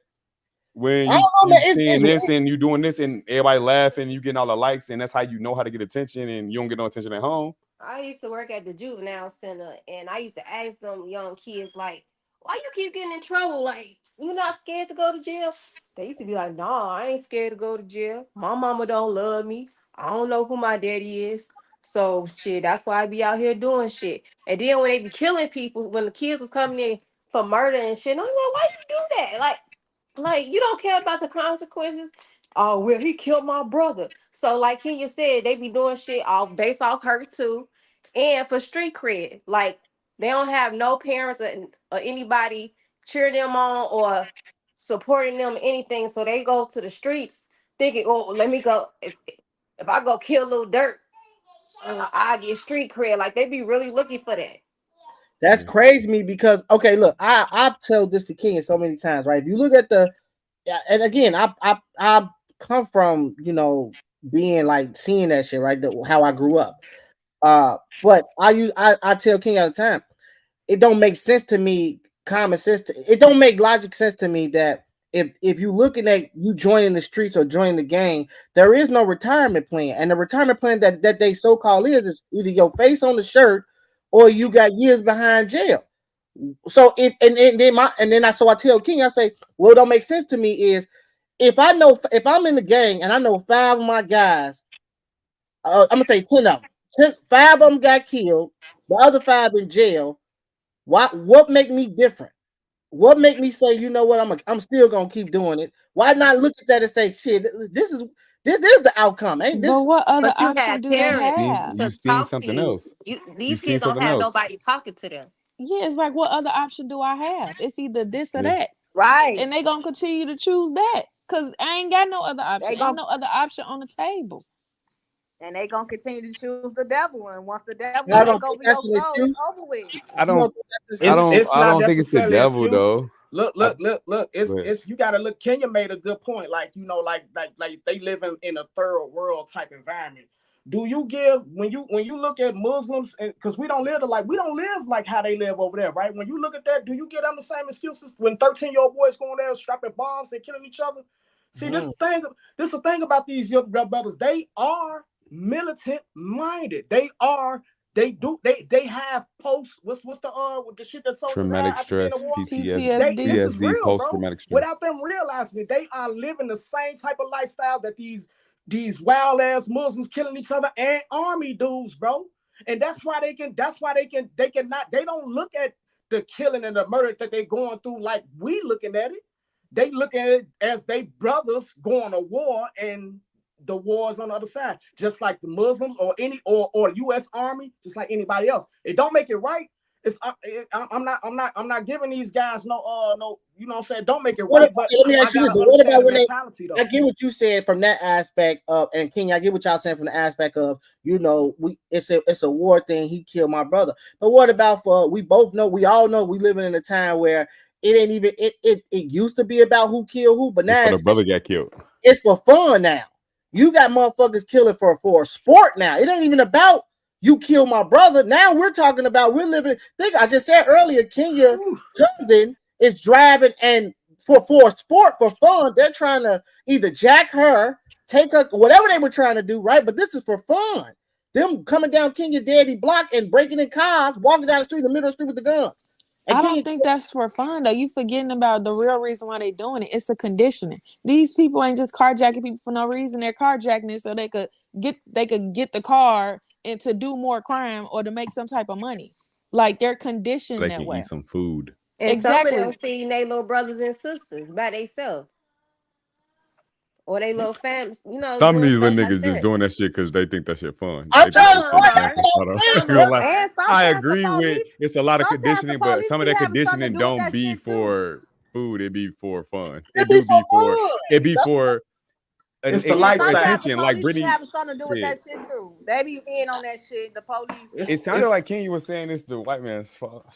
I believe it's the white man's fault. I mean, thank you. part That's of what the I've been setup. trying to say all these It's part of the episodes. setup, That though. is specific conditioning you're talking about. Is what I've been trying. Was my point. Well, about I'm not the saying white that's man. I'm not with the whole slavery thing, but it's definitely The it's conditioning a part. setup. It's a condition That's what I they always mean by created that. all the parameters to make everybody think and feel a certain way. And these young people don't have no other option because parents are not parents no more. There's no money in the community. I have no other option. Everybody can say, well, just go to school and do this. The school ain't shit. So what do you expect me to learn? They ain't gonna teach me shit. I would shoot the parents on bail also And what because at this Tupac point, say? like you have What to, Tupac as a say? single It ain't parent, you no- have to have multiple streams of income. So being able to be able to monitor your child at such a high level of all of the crazy shit that's coming at them is kind of almost impossible to fully maximize that and make sure they don't get nothing from that.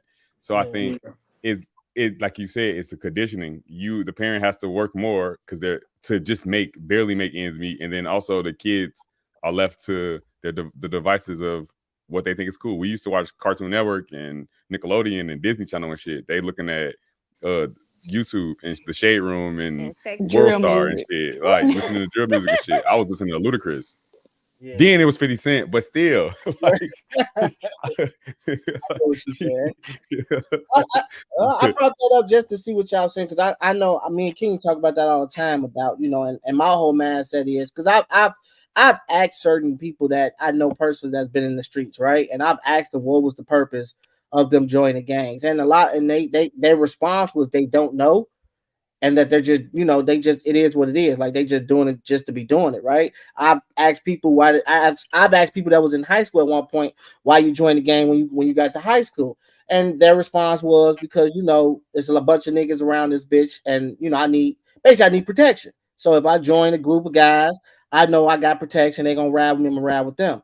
Right. My whole concept is I don't see no retirement plan in that shit. And then a shirt, my face on the shirt, or me in jail for 100 years ain't worth that joining no gang. It ain't worth playing in these streets. You know what I'm saying? If that's the outcome.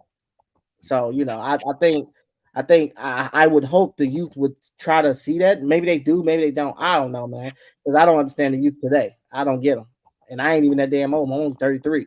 And I don't understand. Talk to him. You ancient. Have a conversation. They'll tell you. Exactly. Get in the community. You need more men Yeah, that could men, do remember all other these. things. Ain't no That's your job. solutions. Ain't no solutions. Be the 'Cause it fucking be way solution, nigga. deeper. Exactly. The fuck? Get Nah, on your job. Nah, see, look, you see, you like all everybody else, y'all Don't scared. What you everybody scared want to of leave them the hood? Don't folks? never want to I'm not get back. scared. They That's just the want a nigga to problem. talk to them. Nah, They don't know nah. shit. They just little kids. No, I'm not scared. It's just the fact that I understand that the youth don't want to hear that shit, man. They'll tell my ass quick in the fuck, shut the fuck up, nigga. They do Nah, they want want to to hear hear it, that bro. shit. Listen, bro. They Listen, do want to hear I've that been shit, but they preaching. want to hear. They want to hear. I've They been want to preaching. hear it. wanting people I've to been talk The to preaching, truth. them. They don't Ma. want to hear no just go to school and Yeah, have a they grade. do. No, Yeah. tell me how Bro, to I'm get a out of this preacher, John. specific that dude. situation. You can't just preach the regular It's a shit. Go dude to that school, owns get a good job. Chi-Town Crime. Yeah, you're right. It's a black dude that owns that Chi-Town Crime Facebook page, and the youth be talking to him about their problems. He'll post it on Facebook, and they'll text his phone and ask him for help and shit. So That's they all they willing be to talk to wanting. people. They just be wanting somebody to talk to. That To don't mean be that's gonna honest, stop them from going to go rob the next motherfucker. It's not gonna. It they may. don't It have could. nobody It might talking not to stop them to them. stop robbing the next motherfucker, but that third, fourth, They and fifth got motherfucker, parents they out might here not be that's like, pregnant. oh, They I'm You gotta selling look at it. on You this. gotta look at it like You this, can't. Jamal. You might not be able to stop niggas from robbing motherfuckers, but you might convince that one dude, like, man, you know what? Fuck it, I ain't gonna go do it. That's what this shit really about. We might not be able to have what y'all call macro solutions for real, but Yeah, this is a micro solution, bro. You can't expect to have that type of influence. But if you had influence on one or two, or you know, as it build, that's what matters, bro. Just That's be what Trey matters. Diddy and hope your son be Trey.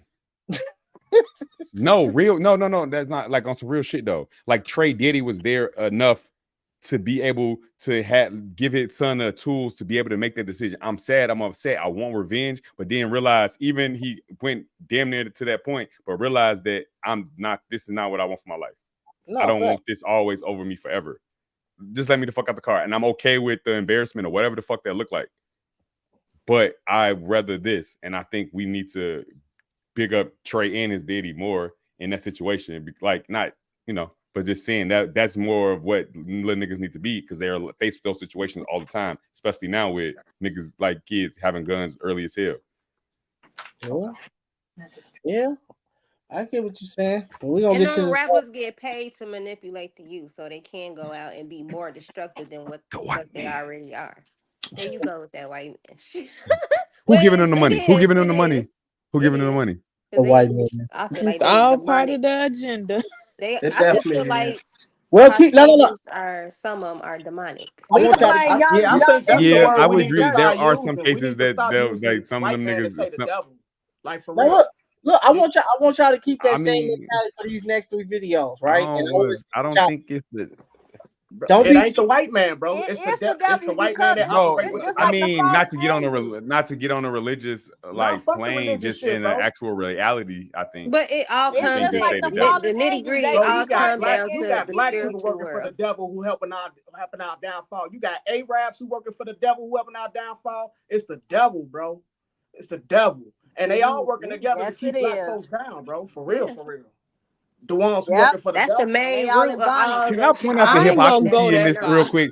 I have to point out the hypocrisy in this whole panel right now. Because when I was on here, whatever many podcasts ago, and I was saying the white man, every person that's talking about, this condition and the white man's the devil, was all on my ass talking about, so it ain't the white man, y'all. You People heard just me. lazy. No, They I fool, ain't they saying still we by the can't get a bootstrap. white man Now no all y'all niggas on here talking about some it's the devil. No, I ain't saying that. I ain't say it's the devil. They got a I witch ain't say that that. put demonic spells on the music. Y'all got look that up on Google. She be putting spells on Amigos music and other people music. So yes, that's demonic. That the devil got everything to do it. You might not want to hear it or whatever, but it's the truth. So I mean, it is what it is. It's the fallen angels. They reincarnate inside these motherfucking kids. That's what it is. The fallen What angels. about a little nigga what about a little nigga who's offered $20 million to fucking rap about some shit that he's seen every day? And he said, I want to feed my fucking family and my kids. And it ain't nothing about the devil, the Lord, nothing. It ain't no religious thing. Is that, like we asked earlier, He sacrificed he sacrificed. No, he not sacrificing. We're not adding no sacrificial people or nothing. But We're I'm just gonna tell saying you something. He gonna strictly make a business that one song. transaction. Look. Hey, Brittany, I will give you $20 million. I need you to make 5 albums about beating bitches the fuck up, shaking your ass and pussy. Will you do no, it? Yes or because no? when I die, and that I you gotta won't talk to do it, the but a Lord, person that's born in and this he like situation, the only knew other it choice was is wrong. death Why or would you take that jail. money? Because the only other choice is death or jail, and I'm hungry as fuck. My brother hungry, my kid hungry, my mama hungry. I grew up around a bunch of hungry ass niggas But who you will don't kill gotta you for take that anything. type of route though. You You don't don't have gotta to take take that that type of route, but route. this is the only outlet I have. I don't know Yeah, nothing else. I mean, shit. Like Well, then honestly, you don't. It's not Then you about the ain't got no devil for faith. me. You ain't I'm walking by just faith. trying You to walking feed my by family, sight. and them niggas, I could finesse them into giving me money for doing something I didn't think I was even good enough to do. Yeah, without I even got F's in That's language when you arts. become the problem because you know goddamn well that everybody gonna feed off that shit. So you the problem with that problem. But you don't Starve know if you or I'm a young. If you problem. young and you don't know no better, you don't know Yeah, no that's what better. I'm You saying. just They're trying to get 20. $20 million. They're 20. They don't even charge them 20 million. They $1 million, $2 But million, it $3 is. But million. see, They're this 20 years old. the reason why we say it's the reason why, and not to get back off religion. The reason why I said the devil, because yeah, Shorty ain't making a devilish decision, but he been influenced to make a decision. And his influence finna influence so much other shit. That's the thing. You know why I think. But you 20, you don't understand that. Right. Yeah. And no, I wouldn't even blame Shorty for taking that $20 million. Man, feed your family, man. Deion Sanders was like, what he is, like 50, and we was okay with all his decisions as a full understanding man, but we can't understand a 20-year-old want a couple million to take care of himself and his family, his mama who been poor forever. No, I look. I get the stand. For one, I'm not saying the white. You know, I ain't. That was them saying the white man. It is though. I was It's the quiet. conditioning. It's I just was the quiet. conditioning when I say the white man. Like Kenya said, it's the conditioning in the mind of the people. I'm still not gonna go that route tomorrow. It's when you put in an impossible situation, you can only make the wrong decision. The reason why that's it's not only, but like it's very hard to make the right decision, bro. A lot of people are just products of their environments. That's just what it is. I disagree with that too. If I you're said 18 a lot. and I didn't if you're say Chief all. Keef, I said and a then you lot get of people. signed to a label for $30 million, bro, and all you've seen is your friends die, like all of that shit. You've seen that's all you've seen. The things that we've seen growing up in Chicago. That's all you've seen. You grow up poor. You see what the fuck his videos at in a little ass room with a furniture, jumping up and down with a little ass blunt, dirty ass clothes, dirty ass hair. Like nigga offer you this money to just talk about the shit you seen and just laughing like and having fun. You're going to take that shit. I'm not saying. But then when that music run out, he gonna have to sacrifice. Doesn't matter. the I thought I was family gonna be members. dead anyway. I never thought about after this. I never thought to get to this. I thought I was gonna be dead at some point or go in jail at some point anyway. Damn, that's strong. But we also got to Strong. hold on. Let me challenge you on that. That's We also strong. got to also acknowledge that when y'all sit here and say a youth coming from the environment, a fucked up environment, it's the fact that if they choose to be a rapper and nothing else, that is a choice because not necessarily they have to be a fucking rapper or even take the 20 fucking million or whatever. They can go get a fucking be a doctor. They can go be a fucking lawyer. They can go do. How am I gonna do all that when my schools ain't shit? I don't even know how to read. Like, let's be real. We went to Bogan, bro. How many people came into school with the same shit on every day? Like fucked up for real. Like let's talk you about know, like so many, like so many of us, right bro. now So in like, Chicago, that's so at that point, don't even know how to read. nigga in high school, if they came and asked you and said, "I'll give you $2-3 million, bro. I want you to make fucking I don't like in 300 and make those songs, bro." You would make that shit and do that shit.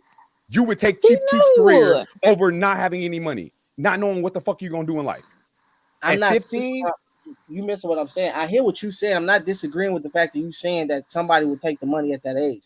I'm simply saying that we're not gonna sit here and act like there are not other options, or there's no way of saying, or there's no other way outlet. Like y'all are making it seem like the only outlet is that hey, be a rapper and rap about the. I'm not saying that every outlet is to be a rapper. I'm what it saying is, majority bro. of the outlets is violence.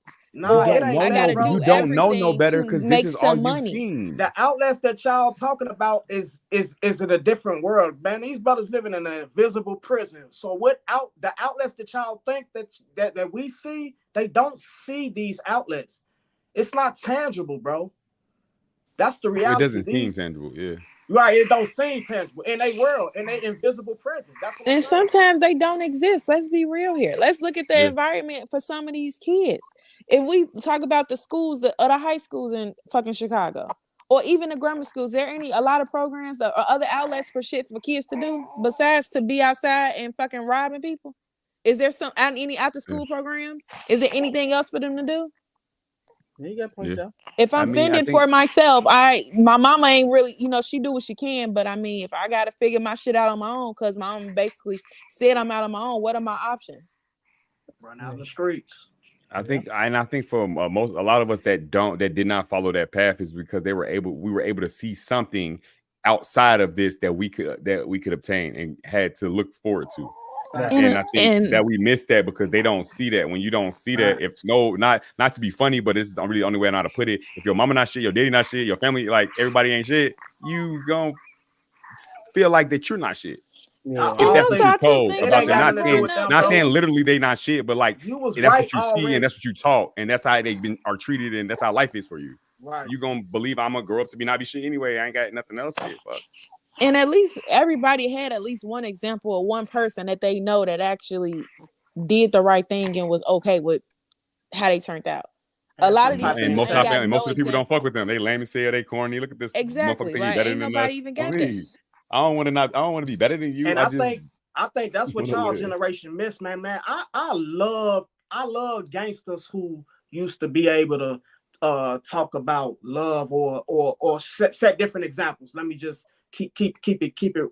That's what inspired me. Because when y'all say this rap music shit, when y'all blame rap music, like I'm like, hell, how the fuck rap music don't influence nobody? I grew up off rap music, and rap actually educated me.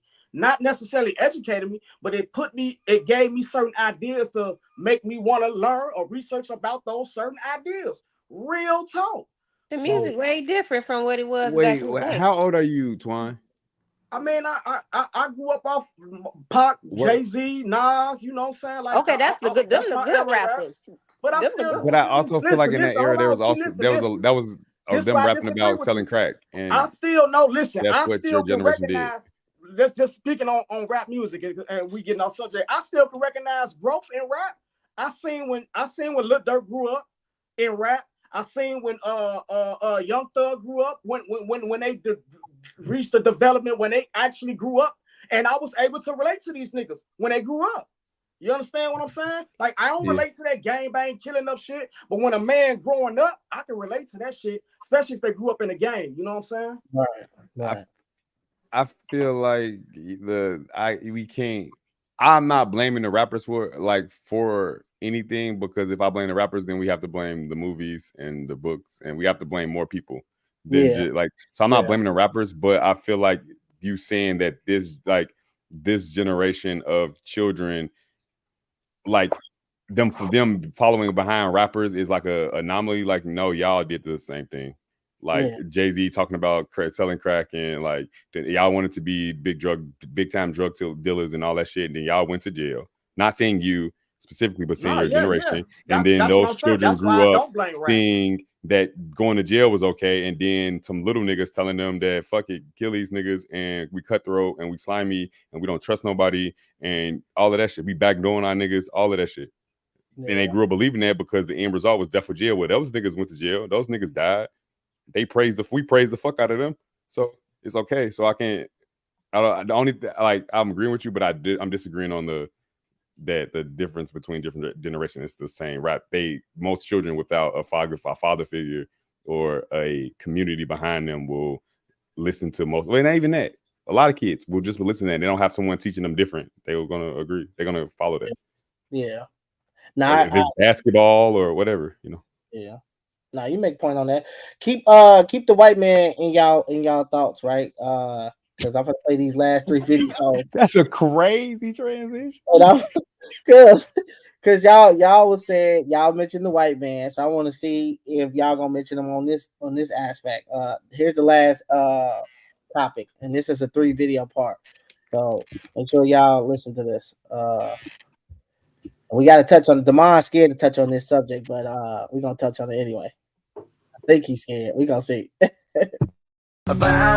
Look at what Cocomelon, the world's biggest children's show, is teaching your kids. We know about you. You love to get up and dance. How about you break out those moves for your 2 biggest fans?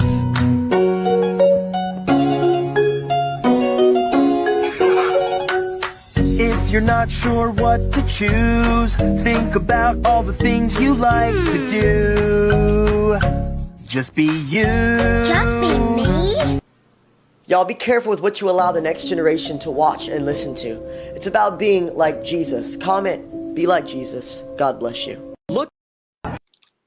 Hold on, next video. You need to go. Don't get in my face. Do not get in my face. Don't get in my face. Don't get in my face.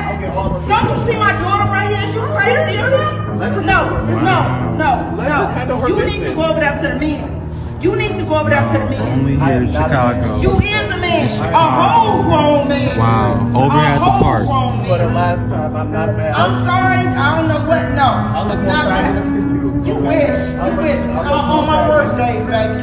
On my worst days. Okay. Good luck.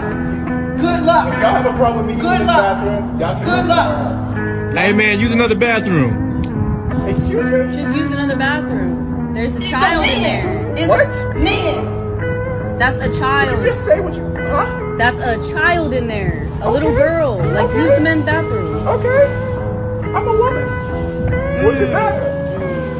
What does it matter? Y'all need to mind your business. Y'all need to mind your business. This world is coming to some type. I don't know what you about to learn a lesson. Man, you at a children's park, man. Chill. What are you saying? It's a kid park, man. Yeah, do you even have any kids? Yo, just use the other bathroom, man. Y'all need to mind your business, first of all. Mind your business before y'all get included in some stuff you don't want to be included in. No, okay? you need to go. You need to go. Seriously. No. My daughter has to go to the bathroom. I'm not going to allow you to come in the bathroom where she finna use the bathroom at. That is not going to happen. That's not going to happen. I don't care. Don't. And last video. Only women. Transgender boys who might not have their own money to go buy tampons, if they're provided free in the bathroom, it's a huge plus. Men do not menstruate. Only women menstruate. Now, you can call yourself Cis men whatever you don't want. menstruate, but trans men do menstruate. No, Same they as don't. non-binary people. Only women. Menstruating is not exclusive Yes, to it cis is. women. No, it's not. Yes, it is. So explain to me as to why my body if you are, menstruated at if some your point. chromosomes are XX and you're young, you menstruate. If you're XY, you don't. Correct, but what about trans men and non-binary? They're We're not men. excluding a whole group of They're people women that dressed menstruate. as men. You are not a man.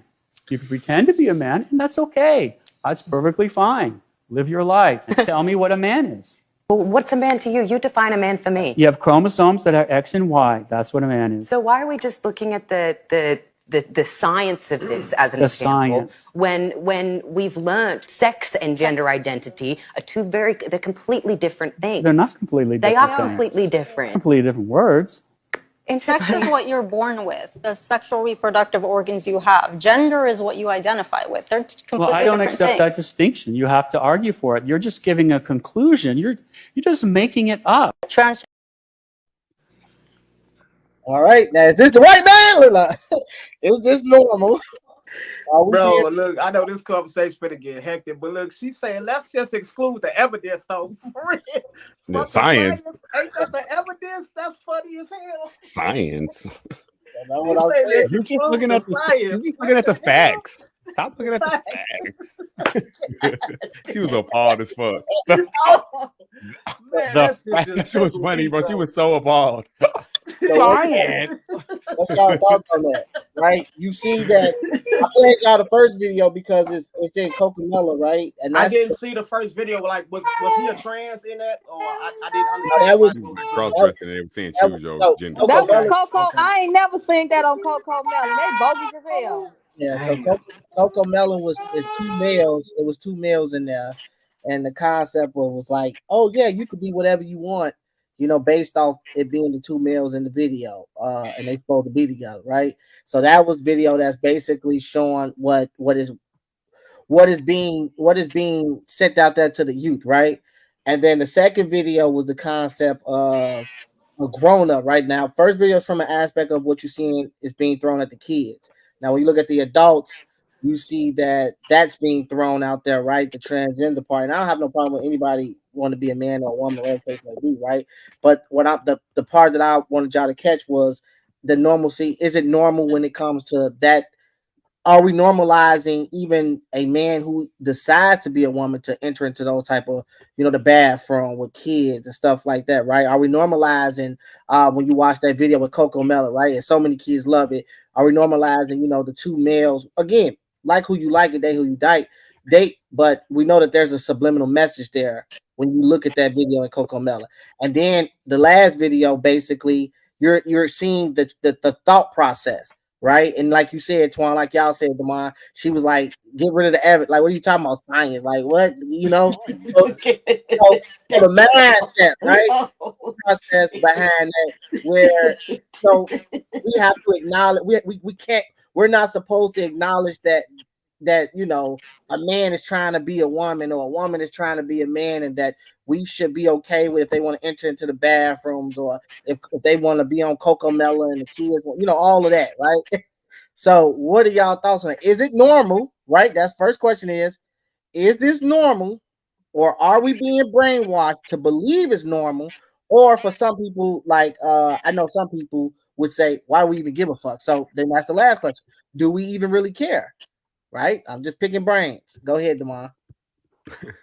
So remember the white man thing, right? Mm-hmm. This one I'm not gonna blame on a white man. I'm gonna blame on a white woman. If white women were not okay with this, it would not happen. If there was a bunch of white women saying, I don't want no dude in the bathroom with my children, white men would acquiesce and we would not have this. The fact that white women are not as outraged, like they're not like as a whole, as a general majority of them are not outraged about this, then it's a thing. It's okay. Because I think it don't matter what if you're talking about a man and a woman being together, if you talk any of it as a kid, like teaching a kid about like a Coco Melon for infants, like teaching them about any of that is like, that's not a subject for a child at all. Like, I don't think that now if there was the little boy had two daddies or two mamas or something and whatever, and they just go along with the regular storyline and there's no, talk about that. I don't feel like even because most kids shows don't talk about their sexualities and stuff in it. So I think just that's crazy. Period. No matter what it is. Do it bring confusion, right? Because all three videos, all three videos represented confusion, right? You're looking at Coco Melon, who is attacking the youth. I'm not saying that, I'm not gonna say negative or positive. I'm just saying who is, the youth is watching that, right? Where they're seeing two dads be together, and we know the subliminal message because we know what they're saying when they even sing the song, right? You read between the lines, and then you're looking at the other part with the second video, like I said, which is, hey, you should be able to go in the bathroom. If you claim you're a woman, you should be on sports with women teams. You should be in the bathroom with the women. You should do whatever you want if you identify yourself as a woman. And then the third video, like I said, it's the hey, don't act like this is really existing, right? Like she said in the video, like, what are you talking about? Like, I'm a man. I'm a woman, right? Regardless, so don't worry about science. It shouldn't matter what the X's or the X and Y's and all that. So, that's what I'm saying is, are we normalized? Is it being normalized in our in the world? It is being normalized. Do I agree? No, I do not agree. I don't want no grown ass man I'm going to put you to sleep, folks. If you walk any closer, my daughter is going to the bathroom. Yo, big grown ass is not finna go in there and go to the bathroom next to her. I'm just gonna let you know that right now. So however the rest of this has to play out is how it has to play out. I don't care what you identify as. I don't care, bro. They trying to You're not finna go in there with her. You're not finna go in there with her. No, I don't want you going to the bathroom with my little girl. Why are you so adamant on pushing the point of going in the bathroom with my kid? Even if it was a woman, it was a grown ass woman, and she was like, "Hey, my daughter got to use the bathroom. Can you just let her go first?" And like, even that, I don't want you in the bathroom with my child. I don't know you. I don't trust you. None of that shit. Right. We're about to go into the dark. You're big as fuck. You can literally beat the fuck out of. Have your way with them if you want. No, I don't trust. I'm not comfortable in this situation. Can we go in the bathroom? Can let my daughter go to the bathroom? But see, even in that aspect, right? He was consistent on no, like I should be able to go in there with your daughter, right? It's a fuck you can't go in there with my daughter, nigga. Can't nobody go in nowhere with my daughter, nigga. What the fuck? I don't care who you is. No, he identifies. I don't care if you identify as Jesus, nigga. No. But in Atlanta, you'll get locked up for that. I will go to like stopping him from going to the bathroom. Calling them gay, period, or saying I will anything. be. I ain't gotta do all that, bro. You're not finna go in there. Plain and simple. I'll go to jail. That's fine. That's okay. I'm okay with that. You not going in there, bro. But yeah, they just trying to. I will call her mother. Hey, pedophilia. come get her. Yeah. My dad, whoever I need to communicate to, that hey, come get her real fast, because this not finna happen on my watch, and that's the point of your father, is to protect you. No. But what do y'all think about that last video when she was like, "It don't matter the X's or the Y's. Science don't matter. You know, if this is what if I feel like I can, what she say, menstruate? You know, have a period that men can menstruate." Yeah, because her point was that she identifies as a man, so she was born as she is a female and who menstruates, but she identifies as a man. So her point was that she identifies as a man. I've seen that over, and that was her point. And so I was born. That's what she said. I was born, but I menstruate, and I identify as a man. Like it's no. So what? Yeah. So what about you? Can you think this is being normalized from youth on up? Or do you not even give a shit? Like, what's your mindset? Well, first I'm gonna just play devil's advocate. Hey. Like, for a long time we was the minority speaking as Black people, and the fight that they're doing is a fight similar to what we did. And I feel as if it's funny how that we are not in the same circumstances, that we can be so I can't think of the right judgmental word. Well, triggered. I'm not gonna say judgmental. I mean, like, triggered. We feel so passionate. I don't want to say passionate. I feel like they don't have a right to voice who they are or what they doing when they just want to be considered equal to us. When we were the same group of people looking to be equal to a certain group of people. Now that it's on other foot. Like when we say for instance, like Jim Crow, we were looking to be equal to the white person. Even now, everybody wants to be equal to the white person. Everybody wants the same equal opportunities from being a Black minority to a person, to being the white majority. Now it's low key the same type of fight with the LGBT, community. They're doing the same exact fight that we did years ago. But instead of, I guess acknowledging them for who they are, we are, being the same. We treat them exactly how we would treat. Same at all. I don't think that's the same. I don't think that's the same at all. Right there. That's just too much what they doing. It's not the same though. We're talking about humans who are saying you are not a human, and the back to science. I am a human. Like you're saying, I'm not a human. I am a human. Now that big ass dude with the wig on is saying, now if you want to go to my first thing I want to say, if it's a kid, with kids, if you want to do whatever you want to do, that's cool. Hey, you are literally a dude. You fucking see you, bro. You're not going in there with your dick with my daughter, bro. Like that's it. I don't care what you identify as. You can identify as whatever you want to. He had the surgery or not? He probably did the surgery. He probably don't even have a penis anymore. How do you know what's under his clothes? He got a mustache. Because you are a dude. You were born a dude. The fact that you guys could be more triggered by those type, but then you could have a trans woman who you can't even tell the difference. It's like you guys only pick and choose who you got a problem with, because of a person who could actually look like a woman and you didn't even know, you're not going to have that same energy for that one, but you'll have the energy for that one. So it's if you feel uncomfortable, it don't matter what they look like. If I feel uncomfortable with you going in the bathroom with my woman, it's in that it's clear that that's a man, cisgender man, to be politically correct. What if it wasn't clear though? What if it wasn't clear and she didn't feel, and then she did not feel uncomfortable? Because really the problem is that she doesn't feel comfortable with him going in the bathroom with her. What if it was a pretty transsexual who actually went into the bathroom and you didn't know it was a man until she came out and your daughter was in there? How would you feel then? My point. I would be upset still. I can't prevent it from happening, but I still be I want to piggyback I was still, and I think it's just her uncomfortable, like her being you as a parent being uncomfortable with a situation that's happening with your kid, and you're trying to no, we're not gonna do this. Instead of arguing with that nigga, she could have just been like, nigga, go to the bathroom, let the nigga go and get the fuck out, and then took her kid in there and did it. It would have been an easier way and not have to argue and fight. But her being uncomfortable with the person that's trying to go in the bathroom behind her daughter is the thing.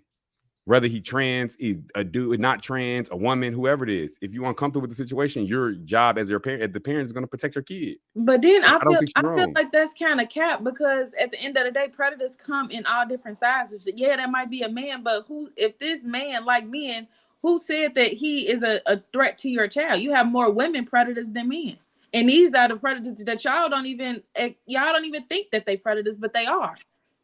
So it's the difference between a predator. You're and a talking man about what you don't know now.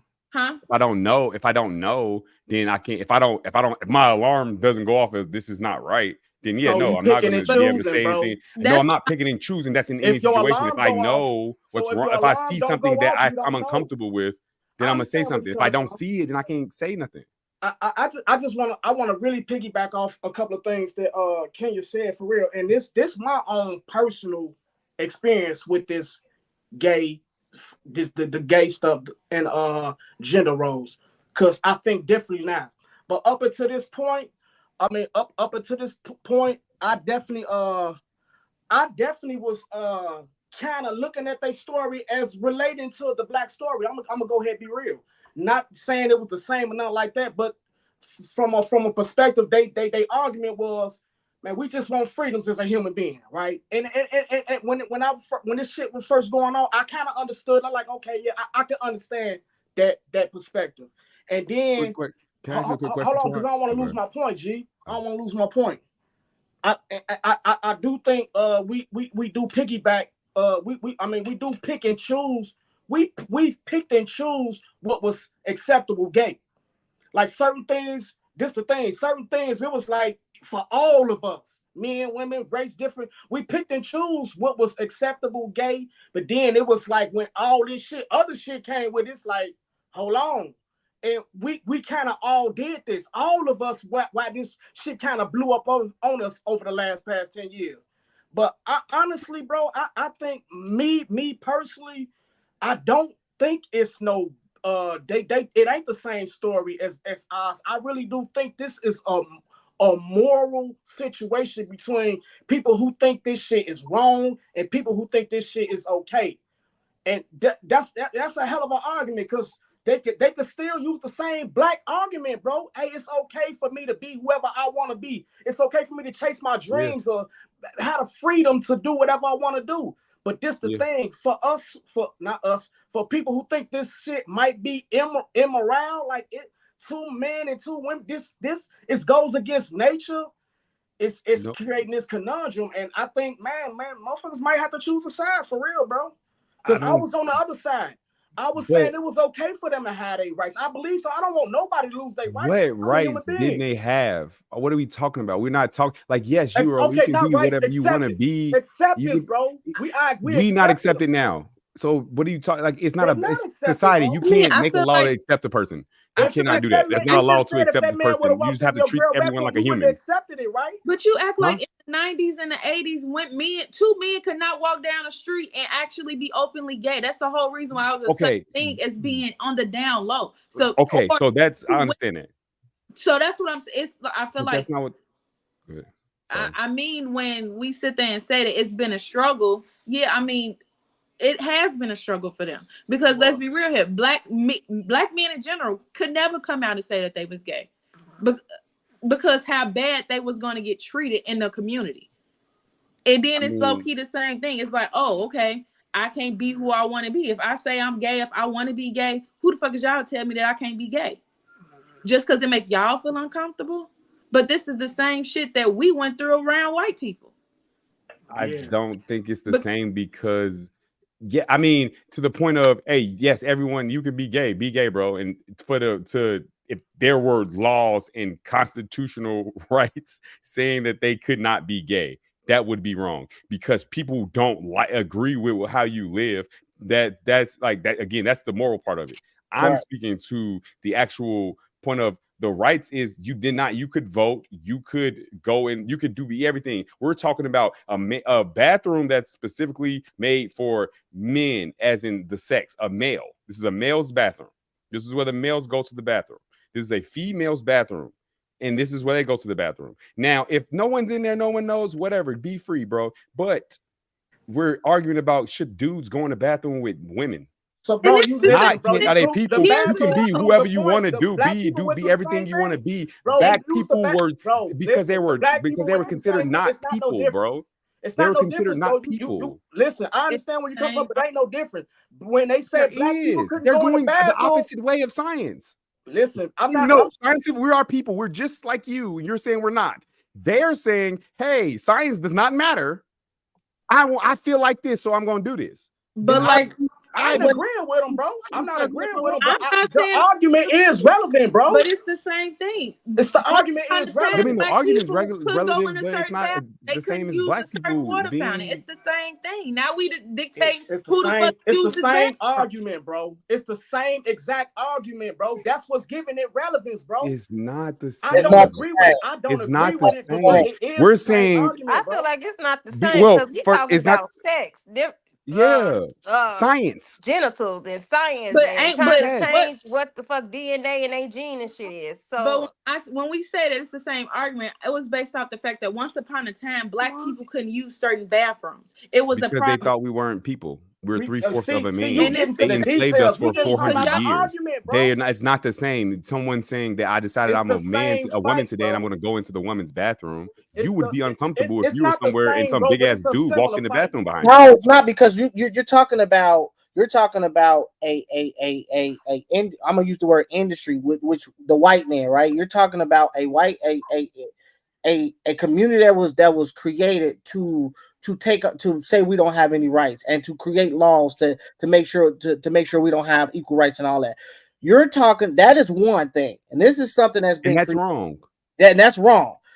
But that's not the same as you're saying somebody waking up on a Sunday, deciding, not the community. Hold on, let me finish. Not the community decide, not the white man, not the laws deciding, but though that this particular person woke up today and said, I want to put on a dress and I want to be a woman and I want to walk into a woman's bathroom where little girls are using the bathroom, and despite their uncomfortableness, despite what they might think or feel, because I decided to wake up and decide I want to be a woman and put on that dress, that I now have the right to walk in that bathroom and make anybody uncomfortable. And even though the world ain't, that's not a law. I agree with you, Spoon. Right? What are you talking about? But y'all, I agree with you, Spoon. Though I take my support back. You didn't say that right. I take my support back. I agree with you. Listen, bro. You comparing blacks, the struggle of black rights that we went through compared to the gay struggle, bro. That's not the same. I'm not comparing. That's what you and Trey are saying. Let me speak. What y'all doing? No, I'm not. I'm comparing the argument of the fight, the right to fight, to say I can do what I want to do. That's the same, bro. Not the struggle. That's not what we're arguing. That's why my black people argue. We can do what we want to do. We're saying that we need to be treated like the rest of the people in the world. I should be able to decide to wake up and say, hey, I want to be a murderer and go out and kill, and there shouldn't be any consequences. Nobody should be uncomfortable. I'm just reaching. I'm reaching, Demar. There should be any consequences. I mean, but at the end of the day, you acting like it's gay people out here that just decide to be gay today. A lot of people that's gay, they've been gay. And they just want to live their lives how they want to live their lives. It don't matter how you come to the conclusion. That don't matter. I mean, I don't like if you can be whatever you want to be, do whatever who you fuck don't matter to me. I don't give a fuck. I don't care. None of that shit. My only argument is you said it compares to black people, and we're doing the same thing to gay people that black people do. Like we just talking about rights. Which I don't rights they have. They never not have the right. Besides not being able to same-sex marriage is outlowed in some states, and that's wrong. Besides that, besides same-sex marriage, didn't you just say you would not give that man the right to go in that bathroom with your daughter? I don't have the power to give him the right. He has the right to do whatever he wants to. I'm saying that if he does, I have the right to do what I want to do.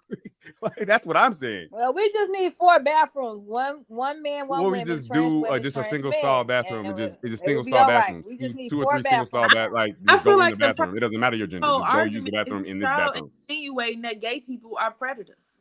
I feel like No, No, I'm that's what you insinuating said. that Y'all as a mother, no, that's as a you as a point. woman, you're somewhere, some club, you're partying, it's just you and the girls, they're over there on the dance floor drinking. You like, I'm gonna go to the bathroom.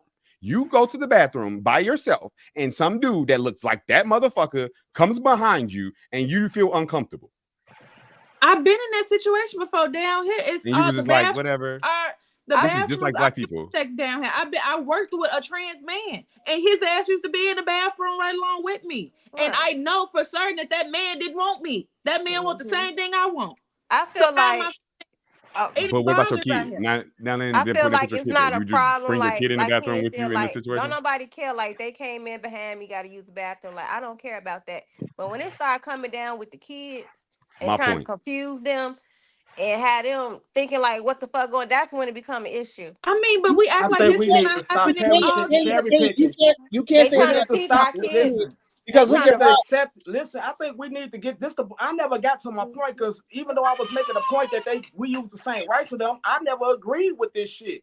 The point, this the whole point, bro. And we all cherry picking. It's like, do we accept this shit or not? Are we gonna accept this way of life and accept it or not? It's not And for it us to seems like accept. we all saying no, kinda, but yeah, but no, kinda. That's what it No, sounds like. if I can see a dude that physically a dude that's with a wig on that physically looks like a dude that's going in the bathroom with my kid who can physically see this looks like a dude, and I'm like, nah, bro, you like not going. I mean, I think the right thing, like the easier thing for that lady to do again was just let the nigga go in there, and then then they go in the bathroom right after. If she was uncomfortable with it, it's not right for her to make like, argue with them, but like I could just get out of the way. But at the same time, they can do whatever. Everybody can do whatever they want to. It comes down to what are you accepting in your life for your you want your kid to see. I don't want my kid to be making a decision about their sexuality and if they're a boy, they got to figure out if they're a boy or a girl. None of that shit. But y'all acting like this. If is you not feel like that, you feel like normal. that. When you get older, you're gonna do what you're gonna do. But Be y'all who you acting gonna like be. this But is not real life. Y'all got kids that sit there and want to be something else. Like it's is a she lot of wrong for people not wanting it around her child? I'm not saying that. I'm saying, do we really I'm have asking. the choice to decide Yes. who we gonna be in society or not? No, we ain't. Because regardless of we what don't we don't have- want our kids to be exposed to, this is the new normal. You can go in the gas station, you can go in the grocery store, you can go anywhere. Yeah. It's up to you to educate your child, You don't and think whatever this- your you child don't think this decides, is that's like- on But them. if you don't want That's them strong. to, You don't think That's you don't I mean, think I agree with you. That's You what don't I'm think saying. this She dude was walking making up a big as decision. She hell. didn't want it around her kid. She was No, making a that decision dude that she walking didn't want up them big around. as hell, like, yeah, I'm And I going. think, and on the verse side, if it was not that big of a deal, then why couldn't he just why couldn't he just go in the other bathroom if it wasn't that big of a deal? Why must he press the issue with which Maybe is the he part felt that's like the his problem? rights It's was not being that he's violated. trans or did none of look- that. It's I the ain't part gonna that lie, he's he pressing did the look issue. big and scary though. That nigga look like Black Jesus, bro, on that Adult He Swim show. walked up Folk like, look like yeah, Slim I'm Johnson, next. folk. He big as Hey, hell. that was Turned my around show, like, bro. what the fuck? That's what I'm saying. I would have a hard time with that nigga. I'm 6'3", 200 pounds. That nigga big as hell. What the fuck is you? What did you mean? But look, He walked up big as hell. we have to. We also have Yeah, but like if it's not a big deal, if it's not it's just going to the back. Then if she uncomfortable, I mean, like I said, she could have just literally removed herself because if he really pressed the issue, because she couldn't have did shit. But if it's not a big deal to him, also you could have just went to the dude's bathroom. That if it's just a bathroom, But then if it's I just a open bathroom, myself up to you and beat up about some niggas in the bathroom because I'm dressed up as a girl. Now I could be, I could they be gonna threatened beat your by ass regardless. If they was gonna beat your ass, you think going to next door was gonna stop the ass whooping? I mean, So it was no. really on some bullshit. People They ain't was gonna gonna try that's like niggas. If he niggas came in the didn't go to bathroom white with people me, I place, would've they came to felt niggas uncomfortable, bro. I ain't and gonna found them lie. and lynched them. If they was looking for you, they're gonna find you. If they own that, they own that. And that part is the part that's wrong. It's not comparable to black people's plight in America. I do not believe that at all. We never And- said that, bro. We was just talking about they argument. We just talking about their argument. No, they use the same argument, bro, and it is the same argument. That's why I'm trying to separate it, because it's not. You can't The don't use argument- our argument for their argument, because it's That's not the same thing. They want to be equal because at the end of the day, everybody They on are. this I panel don't may think it's the seem same as if thing, they are but they- abnormal. No, they're not They're equal. They got validity in it, bro. How are they not equal? How they not No, I'm equal? a homophobe. I ain't gonna lie. Y'all just listen, bro. How are they not equal? Because they can't go in a woman's bathroom. You can't go in a woman's bathroom either, nigga. You cherry picking, bro. You just said that they not equal by not letting that man go in that girl with that bathroom with your daughter. That's not. You can't go there. That bathroom is not for us, bro. If you put a wig on, you still can't go in there, nigga. That's what I'm saying. He got his rights or not? That's what I'm asking he you. has the right to go in there, and you got the right to go in a woman's bathroom. Go in that motherfucker. There's no law saying you can't go in there. Go in there and see what the fuck happened. See, you confuse me, No. bro. Put See, a cherry wig on. picking, bro. Put a fucking wig. I Bro, understand say where you I'm coming from. fucking. I Say you agree a with dyke, you. bro. Say you fucking say you like Young M.A. Bro, you got the dreads. Fuck it, nigga. I'm like, you can't just go in there, bro. Well, you can, but motherfuckers gonna have a problem with you. If you grown ass man go in a woman's bathroom, the women in there gonna be like, what the fuck? They gonna say something to their man, and niggas gonna press you. The whole Is it right? point, Is it listen, wrong? bro. The whole That's point what of this happened. argument is that motherfuckers gonna have a problem with How you is that going the in that problem? bathroom. That's Huh? the whole point that we trying to make, and that's the same argument that we They have a had right to to go use. in there. I'm not agreeing with them, bro, but it is the same. The argument does have validity. That's why I had to check myself like on this gay right issue, because the argument is valid, bro. But they I have the know right- for a fact I How feel do you- uncomfortable when a gay man, if that motherfucker to walk in the bathroom with me, and I would have felt some type of way. But then I would have thought. Then I You think about like homophobic, this: bro. what if my black uncle would have went through the same thing? Ain't it kind of the same argument? It is, bro. I'm not saying our fight But is the same you're fight. saying he I'm doesn't saying have that the right. argument is. I don't. Okay, look. He doesn't have the right. In Jim Crow, it was illegal. Right. That's for what you to drink out of this white person's water fountain, go into this white person's restaurant. It was illegal by the U.S. Constitution, by the government that you pledge allegiance to, that also enslaved you prior to that for 400 years. They went and got niggas and bred them. Right. I'm not talking about our struggle, bro. But you okay, right, you right though. now they don't. It's not that he doesn't have the right to do it, but it's if it's just a bathroom, and you are a man, we in society, in societal customs, the bathrooms are separated by men and women because men have dicks and women have vaginas, and we don't want to conflate the two and mix those two up in such a state, especially for children. It's more for children anyway, because as adults, niggas don't care, women don't care. If you're not on shit, nobody cares. But for children, this is why we separate it, for they to learn the difference and understand what's appropriate and inappropriate. So for a fucking dude to go in there, like you said, you can go in there too. Both of y'all go in that bathroom would garner the same response. That's equal rights. If you go in there, she was gonna be like, nigga, you ain't gonna go in here with my daughter. And if he went in there, she was gonna, nigga, you not gonna go in here with my daughter. It's the equal rights. It's not illegal. He could go, but there's gonna be some pushback by people. Yeah, because the reason why I believe y'all ain't prove my argument. No, listen. The reason why I believe the I'm not community, trying to prove you wrong. I'm just having a good time. the reason why I believe that community get the pushback is because the reason why I asked the question, is it normal, right? For years and decades, it's been normalized, like Damon just said, for the bathrooms to be separated, men and women. So I think the community get the pushback based off the fact that things are happening now that we are not used to anymore, or that is not, we don't look at as normal, right? When you look at the dude that joined the women's swim team, right? Because he was losing, but this was the story. He was losing on the male swim team professionally, and he joined the female team and started winning and was beating all the women, right? To us, to people, they're saying that's not normal, right? And it's not fair. When I talk about my little daughter, right? And me and King just talked about this, and we joked. Well, we didn't really joke about it, but we was like laughed at, like, damn, that's crazy. But my daughter seeing a dude that's dressed like, I believe, if I'm not mistaken, a dude dressed like a woman, and my daughter was like confused, like to the point where she said, "What is that?" Not being, I don't know, shady shit, but it brings, kids tell the truth. It does bring confusion No doubt. to the kids. Even when you're looking at Coco Melon, the video I showed you, or you're hearing the people say it's beyond your X, your genes. You know, it don't matter if you got XX or XY.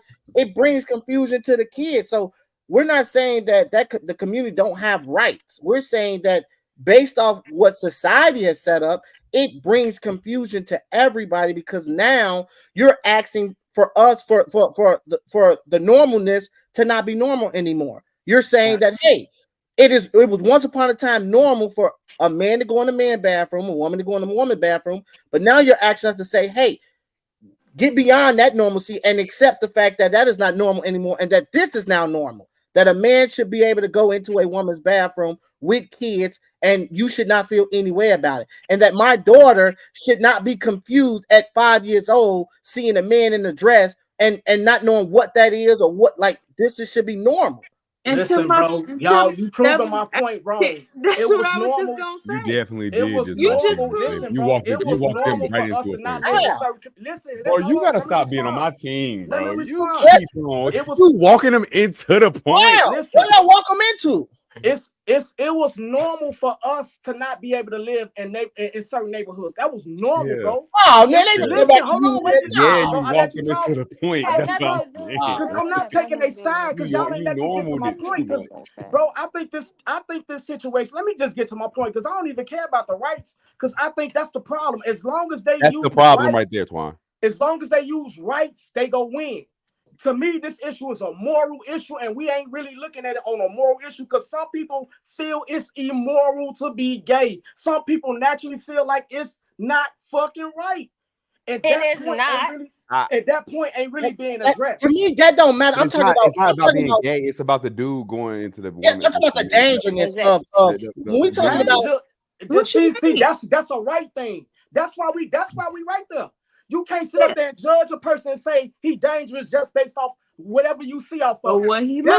That's how they able to use this argument that I'm talking about. So that's why. So then I go back to saying, if y'all saying it the way y'all saying it, then I should be able to, and the world should be able to wake up and decide whatever they want to be. If I wake up and decide I want to be a killer, then therefore I should not be. You have people that do that. What are you saying? It's people. I'm agreeing with you, cuz that's the danger. That's why he's saying it's moral. Absolutely right. Yeah, got my kids. I know. Bathroom that think they a cat. They got litter boxes in the damn bathroom for the kids that think they cats.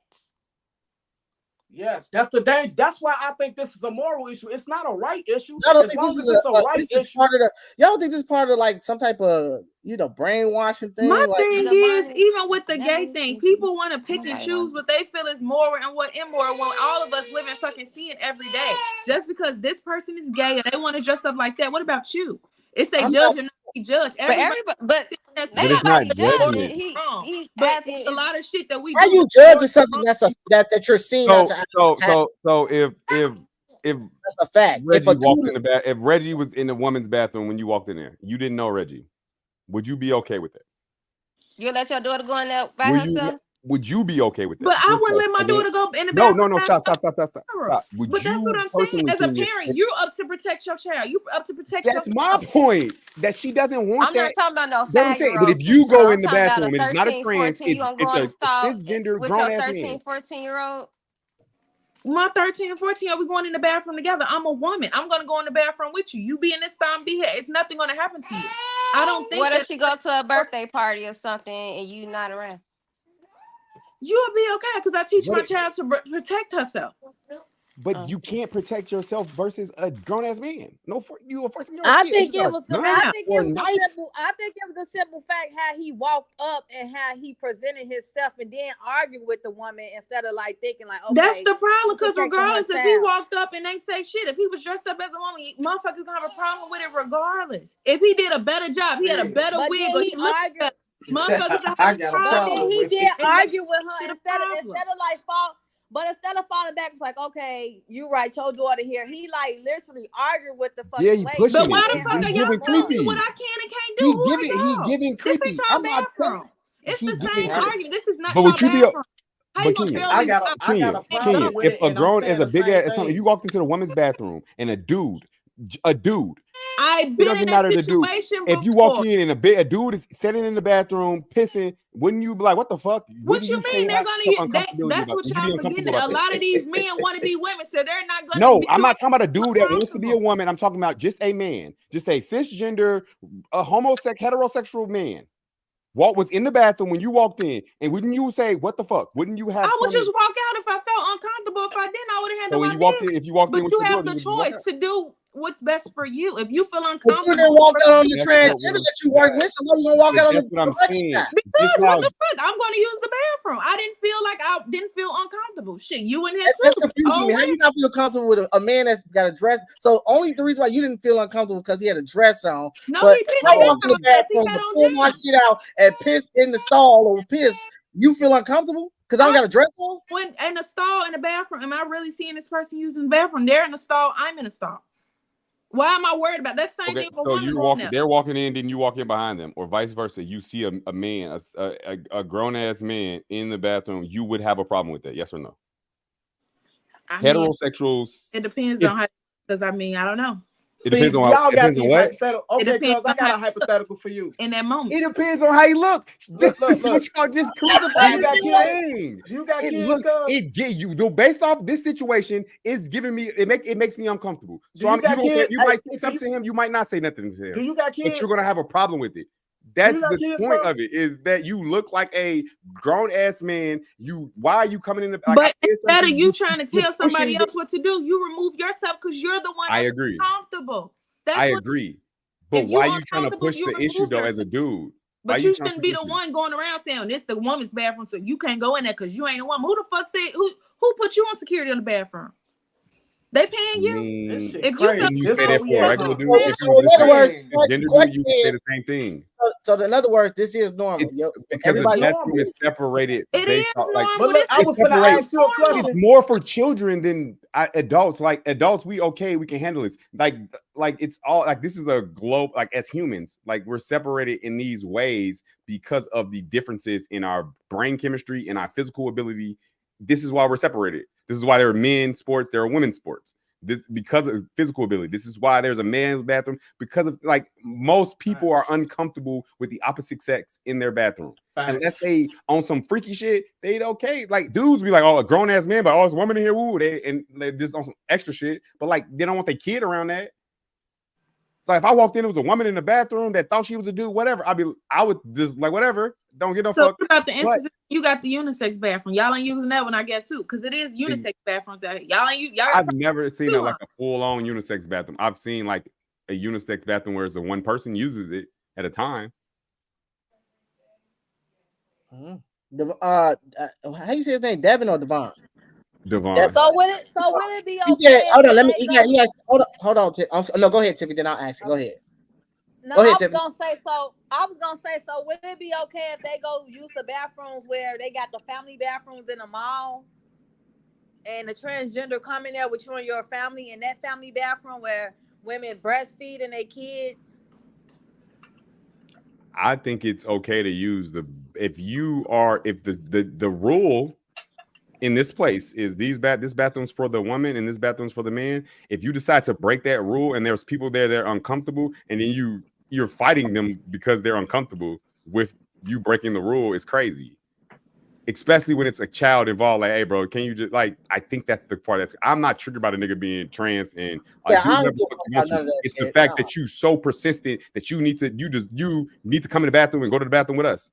That's the part. It's like, bro, what you I so think persistent we ain't about? seen If it's not nothing that yet. big of a deal, just go to That's the what other I think. bathroom. I think this is just the tip of the iceberg of Because if this is okay, then I can just make up what the fuck ever I want to. Yeah, Based on the that's- last video, science. I can That's just make it dangerous. up. That's what we said. That's what I want. And That's it's what I okay was it's okay for R. Kelly to do the little girl shit then. At that point, Right. if we're just doing what the fuck we want to and we have the right to. So that's what That's I was. That's why I used that whole that whole killing thing. Like it should be normal, right? All of this should be normal. We should normalize all of this. We shouldn't pick and choose. We should normalize all of this. We should normalize everything, every single thing in the world. But we don't. We don't normalize a lot of shit. But Devon said, do you agree with transgender women being in competing in women's sports? No, I mean, at the end of the day, I didn't say I agree or disagree. All I was sitting there saying is that y'all can't pick and choose what other people do for themselves. And that's the problem. It's been a problem in this world. Everybody feels that they can fucking control other people. I don't think nobody is trying to hold on, listen. I don't think nobody is trying to pick and choose on somebody waking up and deciding whether they want to be a woman or not, and somebody caring about that. I don't think that's the whole point of that. I think where it becomes complicated and it becomes confusing, it becomes unnormal to somebody is when you take it from your personal feelings or from in your house or even just being in the opening to where now you're bringing that energy into a secluded place and you're asking someone to be okay with that, right? So when you wake up in your household and you want to be a woman, that's fine, right? But you cannot expect to go into the world and somebody to be accept that, like, hey, yeah, sure.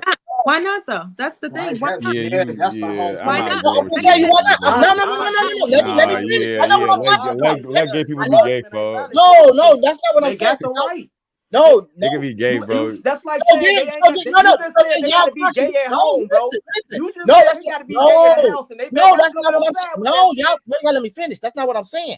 I'm picking back for what Kenya just said, because Kenya just said then it's not. She wouldn't be okay with she answered Divine question. She wouldn't be okay with a dude being a transgender woman competing on the swimming in the sports. So I don't think why we just can't say we're not okay with none of this shit, man. That's what I'm saying. Y'all contradicting yourself because I'm making the point. I feel like the bathroom thing. That it's a bathroom you can use it, but why is it not okay for him to? Why is it not okay? That's a contradiction. No, it's not a difference. Why is safety concern? No, why is it not okay? Safety concern. Who said that a gay person, a trans woman will attack your child? It's not that they're gay. It's not that they're gay. Why is it that y'all think that if a man dressed up as a woman will automatically be a threat man, to your child? If it's a man, if there's a man, I'm not leaving a man. I don't want a man around my kid. Y'all making it seem that all men are boy or female. I mean, boy or girl. But y'all making it seem as if all men are predators. No, we're not saying. Hold on, I'm gonna separate myself on the part. Okay, that's fine. Be gay, be whatever you want to. When I say that is because you're in a vulnerable state. You're fucking sitting on the toilet, and there are men. Traditionally, in general, are bigger, stronger than women. They can have their way, especially with children. You don't want that in it. Vice versa. You don't want a grown-ass woman in the bathroom with no little boy. Let me look. I really think it doesn't look right. It doesn't look right. It's giving creepy. It's just not. Can I speak just 1 second? With a little boy, y'all would not feel threatened by that. I would still feel threatened if a grown-ass woman wants to go in the bathroom with my son.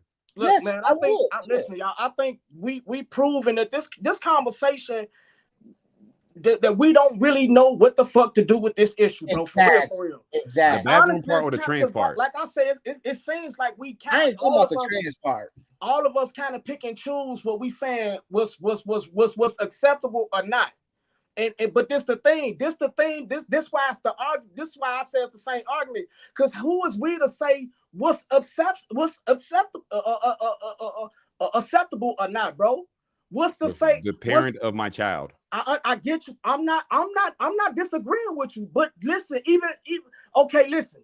Your child, right? Your daughter. What if your daughter grew up to want to be a man, and she go in the bathroom with fucking, you know, the opposite sex with bro? Dudes? Yeah, whatever situation. I would also have the same safety concern. You're a little woman in the bathroom with these big ass dudes. Like, but she want to go in there. Who is it to you to say that it ain't? I'm her father. So as an adult, her being an adult, I'm gonna say I don't think that's the safest thing to do. She went in the bathroom one day and saw a man in a damn dress. I'm just saying, if I'm her parent, like as a parent, I'm like, no, we're not. I'm not. You can be whatever you want to be and believe what you want to believe. That's okay. Bro, I don't want my daughter. I'm not gonna send you to the bathroom with no dicks hanging out. I'm not gonna do that. Rather, she gonna see it when she see it, but I'm not gonna promote her going in the bathroom with no grown ass men with their dicks out peeing. Whether you believe you are them or not. I think but when she gets older and she can make her own decisions, do what you want to. I'm still going to say, hey, I don't think this is the safest thing for you to do. Like, especially in nightlife, you out kicking it and you in the bathroom with some horny ass, drunk ass dudes. I don't want that for you. I think as a father to my kid, my daughter, and vice versa to my son. Now I'm gonna go ahead and throw in some little bias here, but the what is it called when you whatever. I'm just gonna say if my son was in the as an adult with some older women and they was okay with that, I would find that kind of funny. I think this whole point is being missed, right? It's not to talk about whether it's a transgender or it's about being gay. It's not about being gay. It's not about being a transgender, right? You have to look at the fact of what the world has painted to us to be normal, and then you when you take that normalcy away or you interfere with that normalness, a person is going to start to react in a certain way, and you do have to look at the dangerous parts of it. It's not because it's not because he's gay or he's a transgender or she's this or that. You're looking at the aspect of what is this doing as far as danger in this moment, right? If a woman is coming into the bathroom with she's a transgender woman coming in the bathroom with my 5-year-old son, that's still a danger situation there. If a man is going into a bathroom with a 5-year-old girl, that's still a dangerous situation there. If a regular man who ain't a transgender going in the bathroom with a 5-year-old girl, that's still a dangerous situation. If a regular woman is going into a male's bathroom with a 5-year-old boy, that's still a dangerous situation. Take the gayness and the gender and the sex gender off of it. Gayness is crazy. I'm just being real. It's unnormal to the normalness that we see, that we've been accustomed to. We have been accustomed to every male, every sex has their own separate bathroom, their own separate sports. When you start to see these things come effect, and you start to see things happening where you like, damn, this, like again, like Devon said, a male on a female's a swim team. He swim faster, he's stronger, he's bigger, and he's winning. Is that normal? I think the fact that I think the normal argument is kind of dead though, really, because it doesn't matter. It's not wrong. It's not a thing because I'm not saying it's wrong. I think you don't think that everything the outside world needs to evolve with what's going on now, regardless if people think if it's right or wrong. If this is the new. Now I don't think we have a choice. I don't think we have a choice. No, I'm sitting there saying, but everybody is against it. It's resistance to the fucking world evolving. Who said, like, I'm not saying if it's right or wrong, but now you got all these different people and all these different pronouns and all that extra stuff. So you don't think that the world should have to evolve and you have to educate your child because that's the norm. I think you should feel safe when you use the bathroom in public. I think you should feel let's take all the sexuality. If it was motherfuckers in there smoking weed, if it was people in there shooting dice, right? It's about in any bathroom, you would be against that and you would have a problem with it. I think the part about him being trans is kind of making like just us like have buzz stop words. But I think at the end of the day, my point here, at least, is that I don't agree with it because it's about you don't want to put your kid around this. Like as a man, I walk in the bathroom, niggas shooting dice, and I'm gonna talk some shit to him, laugh or whatever, and use the bathroom, get the fuck out. But when I'm not gonna walk in there with my son and be like, I don't want to walk in there with my son, and I'm gonna have a problem with that. Whether I say we're gonna come back later or whatever, how I handle it is how I handle it. But I'm gonna have a problem with that, just like I would have a problem with this gender thing. I just think it's being safe while you got your genitals out and your back turned, or you sitting down on the toilet with your pants down, being able to feel safe in that environment. And I think that's the part what I was gonna answer. Like, yeah, it's not. I don't care about them niggas being gay and doing all that other stuff. They can do whatever they want to.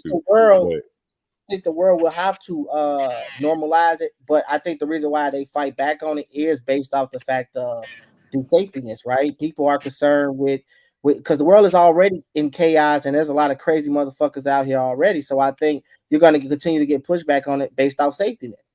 And it's scary. It is scary. You just don't know what you're walking into with male or woman. And it's scary out here. I think when them words get on ammunition, bro. When you say words, they do rape till you go to the bathroom and rape you. If a nigga gonna rape you, he gonna rape you wherever. He ain't gonna wait till I mean, niggas wait till niggas go to the bathroom and rape them. To me, the bathroom is like the most vulnerable spot. They wait to the bathroom to beat you up. They wait to go to the bathroom to kill you. It's okay for them to be gay, but when they get around y'all, it ain't safe or something. Y'all giving them ammunition for that. For me, it's not about them being gay, bro. It's not the gay part. That's why I said if a It's that man, big, thoroughly if a regular man bald-headed walks nigga. into the bath, if you a man, if you walked I in, agree with you. if you walk in the bathroom, that's how you're a daughter. I'm You're saying not. something. That's what I'm saying. Fo look like you, bro. He like you with a wig on. No disrespect. No, you not going to the bathroom. I ain't going. I feel you, bro. Regardless of what the fuck you agree with or disagree with, nigga. But since we living in that type of norm, just teach our kids what's going on. Facts, man. It's normal, y'all. It's here. Yeah. Yeah, but don't get it twisted. I'm not a homophobic. I don't have a problem. Yes, you with is. that. You said No, I'm not. gayness. No, I'm not. I think we I don't all know the kind of proper selective terms, homophobic. I can I'm be not. honest to say I'm a selective homophobic. And I'm growing. I don't want to be disrespectful towards no person on this earth. But there's some things that make me uncomfortable. I'm honest with saying that, bro. That's the reality. Yeah, I get what you said. I'm just not. I don't want I don't want the world to think I am. I'm not. I don't care about what you are or who you are at the end of the day. Living your truth. But I will be concerned with anybody that is doing the unnormal and my kids are around. Bro, You funny as hell talking about live your normal, truth. bro. Yeah, see, I'm not on his side, everybody. I'm in the Tea Party or some shit. I'm not a Democrat or a Republican because you just the normal. It don't matter if it's normal or if it's not. There's so many things that's normal that's not correct. It's normal for niggas to be getting shot in the fucking face on the internet. I don't know what's going on anymore, Brittany. Hey, we all over the place. I know. I'm just listening. I don't know what's going on. What you think, Reggie? Tell us how you feel. You didn't say nothing, listening. bro. How you feel about it, Reggie? All y'all had interesting points. I mean, I ain't really got nothing to add to it. I mean, like I said, only thing I can say is, man, just as long as you not hurting anybody, I don't care what you do with your life. And that's being honest. I don't care what you do with your life. Just if you like it, I love it. If you want to be, if you feel like you're a woman, even though you're a man, you was born a man, but society deems it so, whatever that you find. If you feel like you feel like a woman, then that's you. If you're a woman and you feel like you're a man or you want to get surgery done to your body, whatever the case, maybe like you do that. You do you. As long as you're not hurting anybody, I don't care what you do. I do. Ask you one question. In that specific situation of the video, if you were the father of that child, would you be okay? Not what you would do, how you would act. Would you be okay with that man going in the bathroom behind your daughter and using the bathroom? I'm saying he's going to do anything or not. Just strictly seeing your daughter walk into that bathroom and then dude walk in behind him like that. Would you be okay with that? Nah, I'll be uncomfortable. Very uncomfortable. And I think that's really what it is when it comes to the bathroom part. Is just you would just be uncomfortable. It's not about what he would or what he wouldn't do. It's just a situation. I mean, I just wouldn't. You know why? You know why he would be uncomfortable is because again, go back to what I said. Society has created this mindset and this whole thing of what we deem as normal. I think it's only 6'4", 250. And what we've been used to. I'm just being real. We've been used to a certain type of normal. It's not about what I think you're gonna do or what you're It's not just gonna do. It's your response is what's not normal. My eyes. Yeah, your response is going to be based off them. That don't feel normal. I'm telling you, that's how we all operate. That's how everybody operates. If something don't feel normal, your response is going to be, "Damn, what the fuck going on? That ain't what I'm used to." That's just how naturally it is. That's how we are. I'm not saying it's right or wrong. I'm just simply saying at the end of the day, I brought in this conversation because it is an uncomfortable conversation, and everybody is scared to have it. I'm not a homophobic. I'm not scared to have it. I'm not judging nobody. I'm just talking about what's real in the world. And what is real is that things that are normal to us, if we're approached and it's something comes where we like, wait a minute, that don't feel right, we're gonna respond a certain way. And it don't mean that you are homophobic. It don't mean that you dislike a certain this or that. You're used to something a certain way. Now, like to Kenya point, as time go on, will we all have to possibly adjust? I'm pretty sure because they're gonna start making bathrooms, probably different kind of bathrooms. They're gonna make it probably more okay for things like that to happen, and you just gotta adjust and be more aware. It's no different than a motherfucker walking into school with a gun, right? It's not normal, but you're gonna have to figure it out, adjust. I'm saying things that are unnormal. When it becomes normal, somebody walking, yes, because teachers now are walking to school with guns. And people have to adjust. Whether it becomes normal, it doesn't, and that's shit not right, bro. Not talking about the. I'm talking about the gun part specifically. No, that's we what don't I'm have to saying. get you That's getting what I'm used to saying. it. Is just like saying it's okay. No, but fuck you it, gotta I'm not take gonna- the right. You gotta take. That's what I'm saying. That go back to what King said. It don't matter at this point because it don't matter whether it's right or does. wrong. It don't because it's becoming normal. Teachers are now walking around the school with guns. You have to then now adjust. You We're all know, gonna have to you adjust. know, if like in that school district, if like let's just say like 51% of the people aren't okay with that, and they decided to vote that, say that's not right, that you can't do that anymore, they can make a rule, a policy, a law to stop that. Well, look, maybe they can, maybe they can't. I don't fucking know, man. They can, like that's how this works. So the fact that if most people agree that they don't want their teachers to have a gun on them, yeah, they can literally make a law. That don't and mean then it. we went through the airport every time we went to school, so they can stop. They could check the teachers like they check the. What I'm saying is, what I'm saying they're- is that don't mean you can do petitions, you can try to vote for laws to change. That don't mean it will change. And if it don't, that means you're gonna have to adjust to it being normal now. That's what I'm trying to get all y'all to understand. Through the world we live in now, it's about adjust. It's not about being right or wrong anymore. If we sit on this panel, all we're gonna do all day is talk about what's right or wrong. Because we all know that it might feel wrong or it might feel right, and we're going to express that. What we're not acknowledging or going to have to accept is that if it becomes normal, we have to adjust. So at that point, right or wrong don't matter. You have to adjust. So if you might feel it's wrong for teachers walking to school, but they might feel it's right. If it becomes normal where the world is okay with it and this is what it's going to be, you ain't got no choice but to adjust. So if a transgender walking in the bathroom with you, you're going to adjust. We all gotta adjust. That's just what it is. Period. That's the world we living in. So, but if you can protect your children, and just be consciously aware of everything that's going on, and just protect your children. You do what's best for you and your family. That's first and foremost. Do what's best for your family. And so you're not wrong, Damon. You're not wrong, Kenya. You're not wrong, Twan. You're not wrong, Ramon. I mean, we all feel strongly about it, but at the end of the day, you do what's best for your family. If you feel like it's not normal, then you get them out of that situation. If it is normal and you're comfortable with that, that's cool. But at the end of the day, just do what's best for your family, and not worry about what the world is going to try to press upon you. Just keep doing what you guys do. Yeah. Well, that's that was well spoken, Reggie. Right. That's it for tonight. I have nothing else. I appreciate, like always, y'all coming on the panel, giving me y'all time. I wanted to talk more about uncomfortable subjects. I know sometimes topics like this you worry about getting canceled and you worry about, hate coming your way, but it is a uncomfortable conversation that has to be talked about. And at the end of the day, it's happening in this world. I'm pretty sure that Twimmen dude that joined the team is not going to be the last dude to join a female sport. The dude that walked in the bathroom, there's plenty of situations like that's happening, but we got to be willing enough to have the uncomfortable conversation. And that's what it's about. So I appreciate y'all having it. Appreciate y'all coming on tonight and giving y'all time and y'all opinions.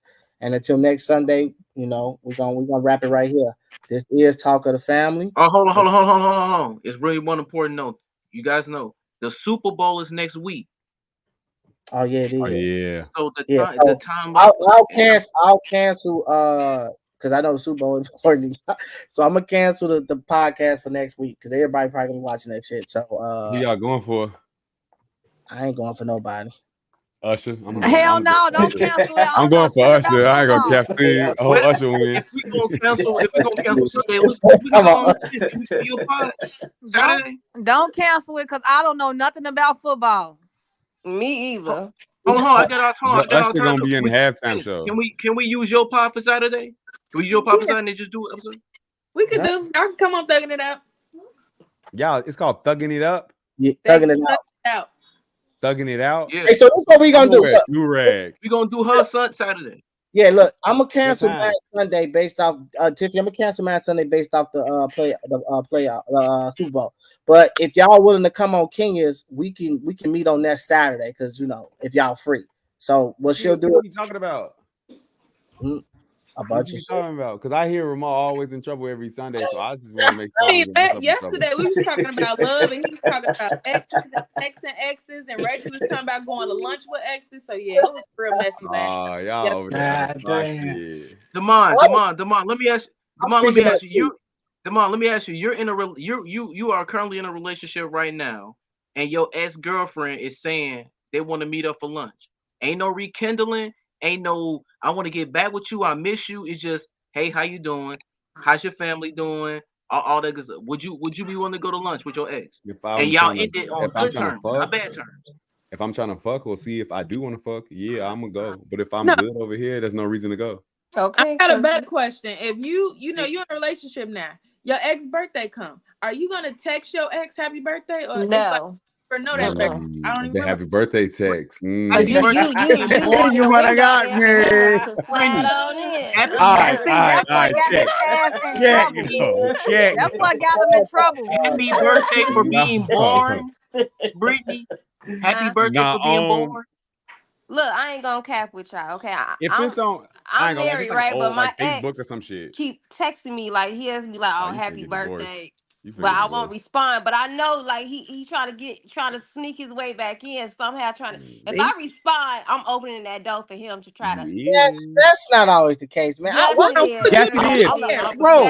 First off, if my woman ex texts her and she like, hey, thank you, how you been? What the fuck? Okay. I'm what you talking about, bro? No, bro. All we just friends. Hell no. If I ain't know that nigga before, if they not a friend before I met you, they not a friend when we together. If that nigga, if I ain't heard about that nigga in the first 2 weeks to a month, I don't want to hear about that nigga never ever. Hold on. Let me ask you, Twan. Let me ask you. Is it okay if your wife said, "Baby, can I have male friends?" Is it okay? I tell you like this, bro. You know, I done been up and down with this situation. My woman is allowed to do whatever I'm allowed to do. That's why I developed. So if I can have female friends, then she can have male friends. If I ain't got, you know what I'm saying, if I was, you know, like a little male bias with that shit. Like, I ain't want my female to have no friends. She couldn't do none of the things, but I still had relationships with my exes or whatever. Even though it wasn't even sexual, it was just straight friend platonic because I had female friends. But you know, I went through a different little challenge with that. But now I'm at the point where it's like, you know, my woman can do whatever I can. And we gotta know each other, because we know if I'm on some fuck shit, then that means I gotta allow my woman to be on some fuck shit, bro. That's just the point. You just want a female friend. You so want it's like, you can have female friends, but that's y'all friend. It gotta be like, if you want a dude friend, that's our friend. We hang out with that nigga. You don't get no dude, random ass dude friend. But a guy with a married. This is Donovan. You grown enough to know at the end of the day what type of time you on and what type of time your wife is on. Yeah. Twan, you sending a happy birthday text or no? No. I used to. That's how I used to keep it. That's how I used to keep a lot of females, man. See who will let you fly, right? That's how you used to keep a lot of females. See, but Demond, ain't nothing going. Like Brittany said, see if I got a little you feel me? Oh my God. But ain't nothing. There's no ulterior. Hey, how you doing? No ulterior motive. It is, bro. It is. The fact that you want to do it is the ulterior motive, bro. The fact that you want to do it is the ulterior motive, bro. No. So I can't say, hey, how are you? How you been? Why the fuck do you care how she's doing, bro? Thank you, Devon. Thank you, Devon. Thank you, Brittany. Catch up and do what? Fuck, nigga. I've done it. I've been there. I've seen it. I've done it. Oh man, no, come on, man. Yes. No. Just stop lying, bro. To these women, bro. Let them know you got a little excess you fuck on the side. You know what y'all saying is y'all making it seem like men can't have self-control, and that's the exactly. No, that's the problem, bro. Your ex is your friend.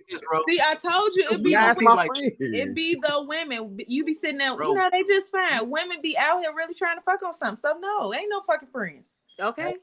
Period. No new friends. No So new you got friends. your answer, No, George. no, no, no. You got no new friends. No What about the new work? The friends. little work husband? No friends. I'm your friend No now. I'm your friend Talking now. about your mama You don't need want to that. take me to lunch. Go to Right. work and come home. That's the That's pound. it. Go to work, come home. You gotta not bring no new friends, not new dog, cat, shit. All Ain't right? no birthday text. Ain't no how you doing. None of Ain't no that. cup of coffee. None of that. Nothing. Well, you got to get the birthday text. You get like 2 years of the birthday text. No, you don't get no of the. You get. What if it's not everlasting? You giving your girl No. Brittany, for the birthday If he text, would have bro? said, if he would have just Yeah, said as happy long as it's not birthday, your like can we be recent friends? ex. Are you cool If with it's that? a little birthday text ain't on shit. If he If said, it's- hey, I don't happy get no fuck. birthday, can we be Yeah, friends? nigga. I know she got that good, nigga. Who? Yeah, My let's have a ex? motherfucking birthday, Yeah. nigga. You gonna get us something or not? No, I wouldn't be cool with that because I'm like, why? Nah, I'm playing on Why the you gift. Don't sending send me her no this? gift, folks. You still reminiscing on some old shit? Because why you trying to send me a happy birthday text? Why the How I fuck? know you got a Why you man? the fuck How I that know is you my got a birthday? man? How I know you you remember serious about him? Niggas be trying to be sneaky. That's But negative. how I know you serious about that Niggas be nigga? sneaky. What if y'all just dating him because? Like I Lamar said. know I was, bro. I was being sneaky, bro. I ain't gonna lie to you. I was being Yeah. manipulative and But sneaky Twan, at but all, Twan, at all angles. but Twan, you've grown. You've grown and matured. Now you can say, oh, I can have a female best friend, and there's nothing behind it. Yeah. That's No, my not there. You can have Yeah, no for you until y'all along off that oil, I ain't got it. and all of a sudden you just start sucking dick. Then all of a sudden you a cheater. You a lying no good motherfucker. I'm trying to have friends. me Nigga. I'm trying to protect That's y'all. me saying I'm that. on y'all side. I'm trying to protect y'all. Because I accidentally was a low down, dirty, no good motherfucker on accident. I had the purest of hearts. Yeah, I prayed for that shit, everything, boy. I've learned that no new friends. But Reggie, you as a person, you probably don't even be on that. You know what I'm saying? Like it be some Hell guys nah, that Reggie just don't be be- like, That's what I'm yo, saying. I see them be the ones Reggie be who fucking. That's Reggie why lying to y'all. Reggie that's be at the my crib shit. fucking. It's a, If there's I- a naked woman on the other side of that camera now. if you're my ex, I just want to meet up with you and just say, hey, how you doing? How's your Reggie, family? let's Whatever. ask. Look, we want to know. Look, I the miss- people want to ain't- know, bro. Do ain't you no- have any intentions on fucking these girls at all? No. But what if she want to fuck? What if she want to fuck you though? No. So what if y'all had No. coffee? It's all No. cool, and then she suck your dick in the Uber. Come on. This on, nigga it happens, always bro. accidentally get this dick sucked. Right. I know. Everything with Lamar is accident. When I say accident, I mean like you didn't Hey. plan for it. That wasn't your intention. But she was like, "No, I'm trying to. I don't care about all that. I just really want to suck your dick." And then she Everything was with Lamar is accidentally. You accidentally fell in my lap. That's how it happened, bro. Y'all talk about the devil. That's how the devil getting you, bro. But no, Twan, it's innocent. It's just, hey, how you doing? How's your family? I'm talking Text. about my family. That's the end of Look, it. bro, that question. A Facebook message. That's a Facebook message. You can post it on one of her posts. I'm gonna be 100% real with you. If you know for a fact that your intentions is 100% plutonic, then do what you're supposed to do. But don't fool yourself. That's all I can say, bro. Don't fool yourself. Bro. And don't even try. Bro. If you marry, you must want to die. If you buy something from, if you're twice as likely to buy something from someone you bought something from before, bro.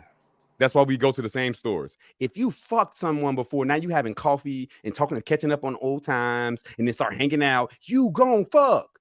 That's an immature way 9 to think times about out of it, bro. 10. Nah, 9 times out of 10. No. 9 times out of 10, bro. Why is your Look, you know, look, hold on. Why you put it? If you really not on that, then just don't put yourself in that situation. Sometimes I put myself in that situation because I just be curious to see what's gonna happen. Hold on. Look. I don't take my advice, nigga. I be bullshit Hold sometimes. on. The reason why this came up yesterday is because I admitted. I'm gonna go ahead and say it, King. I admitted. You gonna get your ass whooped. No, I told already you. gonna beat his ass Found whooped out. already. You found out. Last year, I ended up texting my ex. I said, "Happy birthday." And Kenya, I wasn't no hiding it or nothing, but she seen it and she was like, "What the fuck is you doing texting your ex?" And you married. I was like, "Well, shit, it was just happy birthday." I remember her birthday, and I said, "Happy birthday." Of course, as a woman, Kenya, like it's got to be more than that. I'm being real though. There is nothing. I don't want to fuck my ex. I don't want to get back with my ex. Text was a social media post. It was a text message. So you actually Did you beat him up? Did you beat him up, Kenya? Had to text her and say happy birthday. You beat him up, Kenya? Huh? You punched on that nigga? Just blink twice if you did. You ain't gotta see at all. No, but the way, nigga, look, the way she acted, nigga, it told me, nigga, don't you ever in your life do that shit. Yeah, that friendly shit, bro. You too friendly, folks. Exactly. Folks. He too fucking friendly. Why you ain't tell her on Facebook so everybody can see it? G, just happy birthday. Why are you friends with your ex on Facebook? I'm gonna get you in trouble. I told you that I wasn't gonna get off there, but you keep bringing that shit up, so I'm gonna fuck your night up. All right, we gotta go. We gotta go. Tomorrow, we gotta go. Tonight is the night. It's over with. Battle has ended. We not going down that road. So listen, I get what you're saying. Though. I get what you're saying, though, bro. I appreciate that. Shut up. I appreciate we that. ended the panel. Shut up. Panel is over. Don't you ask no more goddamn questions, Becky. Tomorrow, just trying to go down roads that I don't want to go down. Goddamn it! Now you trying to get on this Facebook? Tripping though. Demond tripping though. How? I'm being real, bro. He being real, like though. I'm saying, like nigga, if I'm not on that, I'm not gonna do that as an adult, mature man at 33 who've done all of those things. I thought I was just having the purest intentions. Oh, I'm just gonna see them. Like I've done all those things, so I know if I'm in an actual. Not talking about Ramal's relationship and this happy birthday. I'm talking about going out to lunch and all of that little shit. Now I got a little friend and all that shit. If it's just platonic, then your woman would be involved because I want you to know about her. I'm excited about her. Right. Hey, This is what I'm doing. Just like if he was my best friend, he was a man. Nigga, if I get a new woman, hey bro, y'all finna bring my girl over. We'll have to be. I'm gonna talk to you about her. You're gonna see her. Right. It's not gonna be a surprise or no sneaky. I gotta go do this on the side type shit, or just period. Yeah. Especially if I've already, you know what dude said in the first video. Smack them cheeks. I just think that should be put dick on her. That's how he said it. Put dick on her real. I think go back to what we talking about things that Damon is right. Damon is right. But it go back with your woman. Yeah. Like, it's really no new friends. It's really the reality of it is you can have you should be able to have a relationship with a woman, but your woman should be included. Like she should know. It's she should be aware. Like she's aware of this. So if that's the case, then like bro, toodles to y'all. Grown, all three of y'all should go out on a date together. Yeah. My bad. No, I'm sorry. No, that's me. That's me. My bad. A little date. A little date. Right. But the not a double date, but a date date. And be open, be truthful. Like if you ain't doing that, if you being and your woman is aware of this thing, then I salute y'all. Y'all mature as fuck. That's in my eyes. Y'all ain't that mature. Unless we got a little open relationship or something. You know, friends. That's even code word for you know what it is, baby. I ain't gonna tell you all that. And you okay with it. That's because you smashed it, G. Yeah, that's like you go just get a little head out of nowhere. Just know. Right. No, I'm a fuck too, bro. I'm gonna be honest with you. That just get a little head. See, Damon, you got ulterior motives. You got ulterior motives. Sometimes I'm the victim, bro. Fuck. Sometimes I would have to. I was pure heart, just like you assumed she was pure heart when I was trying to fuck. I was pure heart when she was trying to fuck. This ain't no just no double standard. Though, bro. Sometimes nigga be the victim for real though, man. I swear to God, just out of nowhere, like out of nowhere, bro. What Kanye say? If you chase pussy, it's a sin. If it fall in your lap, it's a blessing, bro. Thank you. Let's end here. Yeah, that was good. Look, we gotta end it, man, because y'all ass crazy.